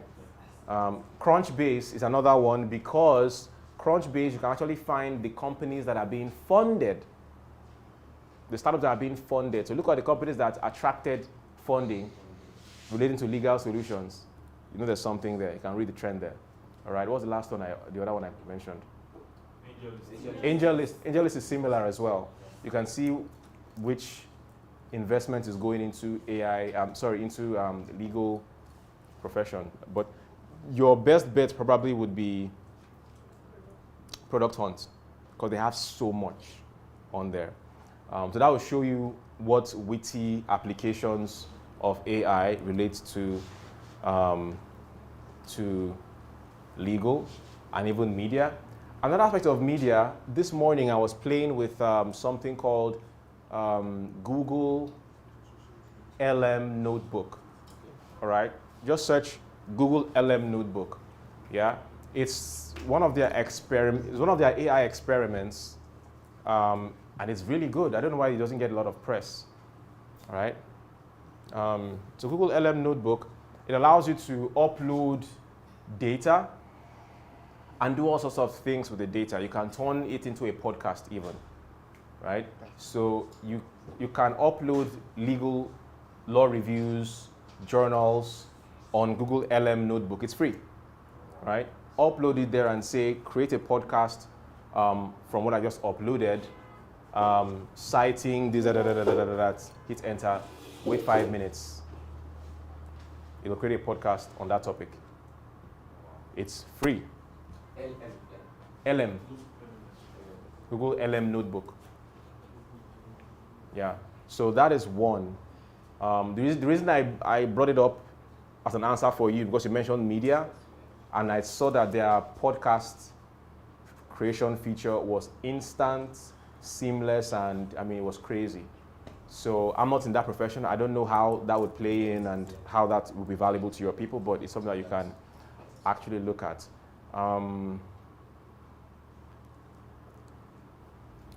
Then you might want to look at Kling AI. That is a text-to-video model that the Chinese launched ahead of Sora. That's still taking its own sweet time. Yeah, so look at that. It creates amazing videos, and that's media. So I guess that's that. What are the legal applications? What are the media applications of law? It's mostly programs, podcasts. Yeah, so you might want to look at that. And then 11 labs. 11 labs, that like the number 11, but spelled out in words. 11, then labs. I don't know that is .com or .io, but just Google it and you'll see the actual extension. 11 labs has the most realistic voices for you to do text to voice. But they have, so they call it text to speech, but they have a crazy speech to speech. It's so good. So you can record something said, hello everybody, we are here at this fantastic AI workshop, and we're having a great time talking about AI and law and media and Africa and defining who are we. Yeah?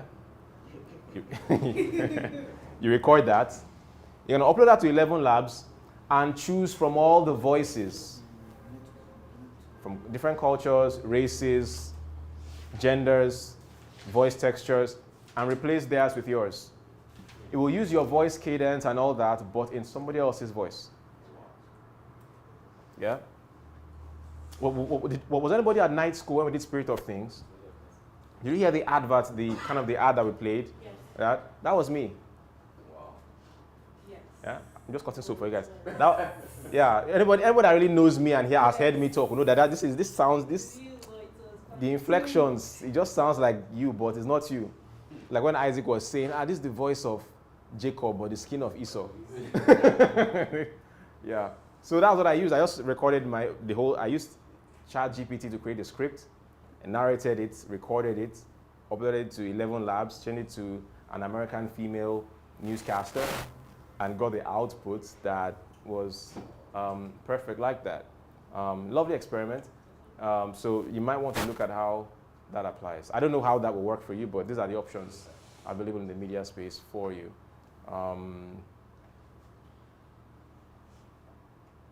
There's one I'm thinking about that can help you do animations.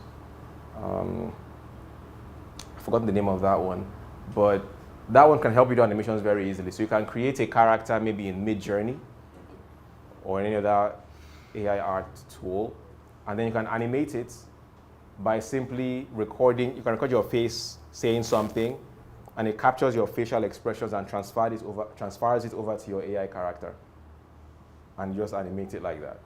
I can't remember the name somewhere on my phone, but maybe later I'll figure it out. So these are a few options, okay? Yes. I can do a whole podcast on your listening alone. Yeah. All right. Who else? Questions? Yes, sir. Yes, sir. Okay. Thank you very much. Pleasure. Once again for the insightful session. So we talked about, we definition and many construct, and then especially the fact that we have the chance to leverage using the resources of the first world country, even in a third world country. Now, there was a time that we had an issue with I think Facebook was locked everybody out for a couple of persons were posting that their accounts were hacked and stuff like that. And we also had incidences where WhatsApp has gone down, and then it caused maybe like a national outreach where we do not have communication, and most of us are very reliant on this. And I know that you talked about maybe Google coming out and persons not competing with them and the importance of aligning with these persons. But I want to ask, does this not create this sense of overdependence on these things? Now, will it not be useful moving forward that we start discussing these things within the local context so that we're not too heavily reliant on things like this, and then maybe if they get to fail? Because I mean, if they decide to let's close down WhatsApp today, for example, I don't know if we have ingenious tools that we can leverage on to salvage, our communication issues. So I don't know, maybe we'll have, if it will be useful to have conversations in that direction moving forward as well. In an ideal world, yes. Yeah. But we live in 2024. And you live in Nigeria. You know what Nigeria is? I mean, Denmark can take like just one of the little symptoms, but these are symptoms of a deeper cancer. Yeah. You see all this, that's why I'm very, whenever I don't do all these gang wars, Africa to the world, because if you are not, if you are saying all these things and Tinubu is not in this conversation, it's useless. Yeah, that's true. That we are having I hate fluff. I hate fluff. Because I have how many active years left on earth? I need to maximize what I have. I don't want anybody to waste my time. I can break somebody's head. Sorry, YouTube. Yeah? So I like things that are practical, and so that when I'm in my 70s or 80s, if I live that long, I can be like, yeah, this was a good run. Yeah. Have you ever attended government events? Yeah. Have you heard them? They are still living in 1900. They are out of touch. Yeah, it's totally. Out of touch. But even as out of touch as they are, if they are not part of these conversations, forget what you are saying. Yeah. Because these things are solved not at an entrepreneurial level, not as a matter of personal brilliance, at a policy level. Yeah.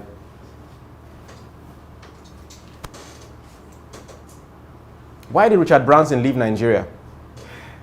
Did you read the news? Did you read the story? I can't say because it's on YouTube, but Google it. He gave the interview as to why he left Nigeria. Read why he left Nigeria. He was very brutal about his reasons. He was not even diplomatic. He said it. So fortunately or unfortunately or incidentally, yeah, you were born Nigerian and therefore dependent on the first world. That's the way it is.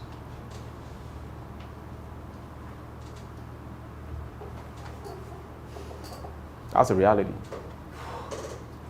Does it not create an overdependence? Yes, it does. And there's nothing you can do about it. If your president is not in this conversation, lip service. This is not something that personal brilliance can solve. Go and watch the men who built America.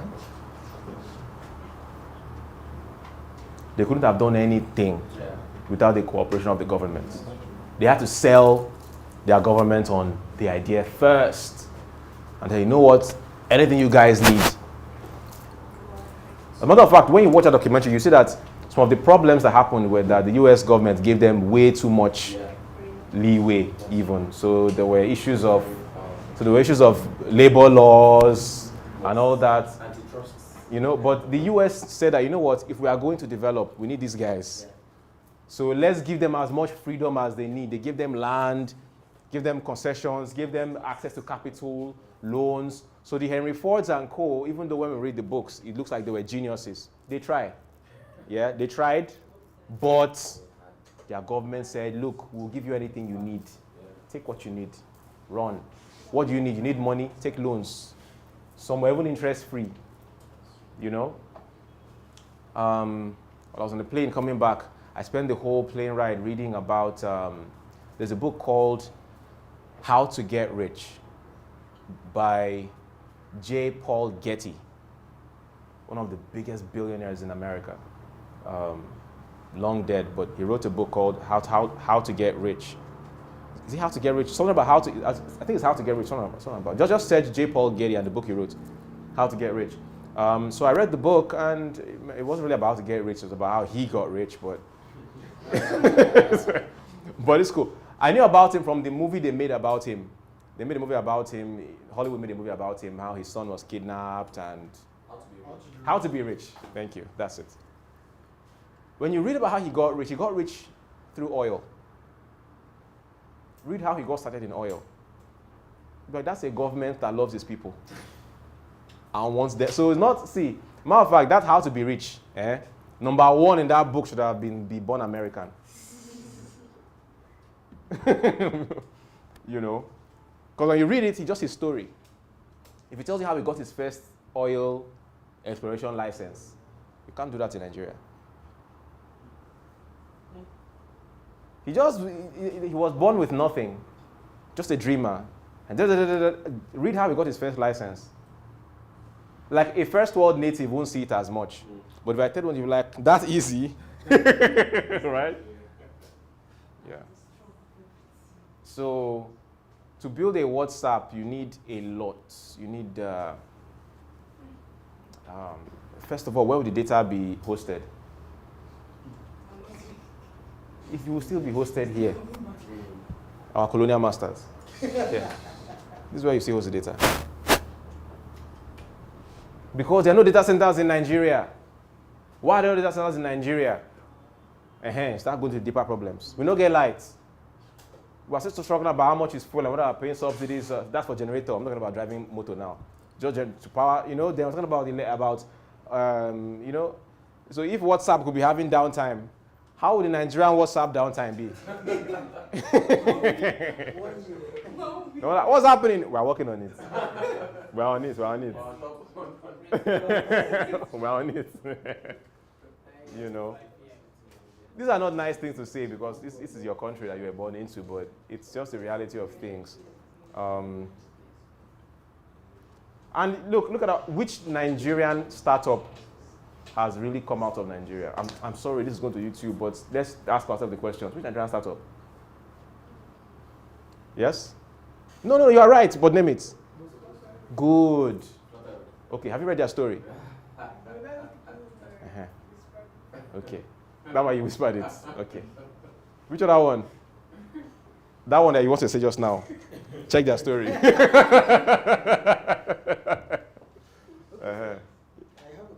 Sorry, let me just finish with him, yeah? So that's that. Yeah, so that's why I say this way, focus on personal excellence. Are we done streaming? Can we stop streaming? We have done finished streaming now. Can we finish streaming?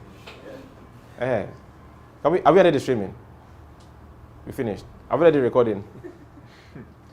End the recording now. We're finished. Praise God.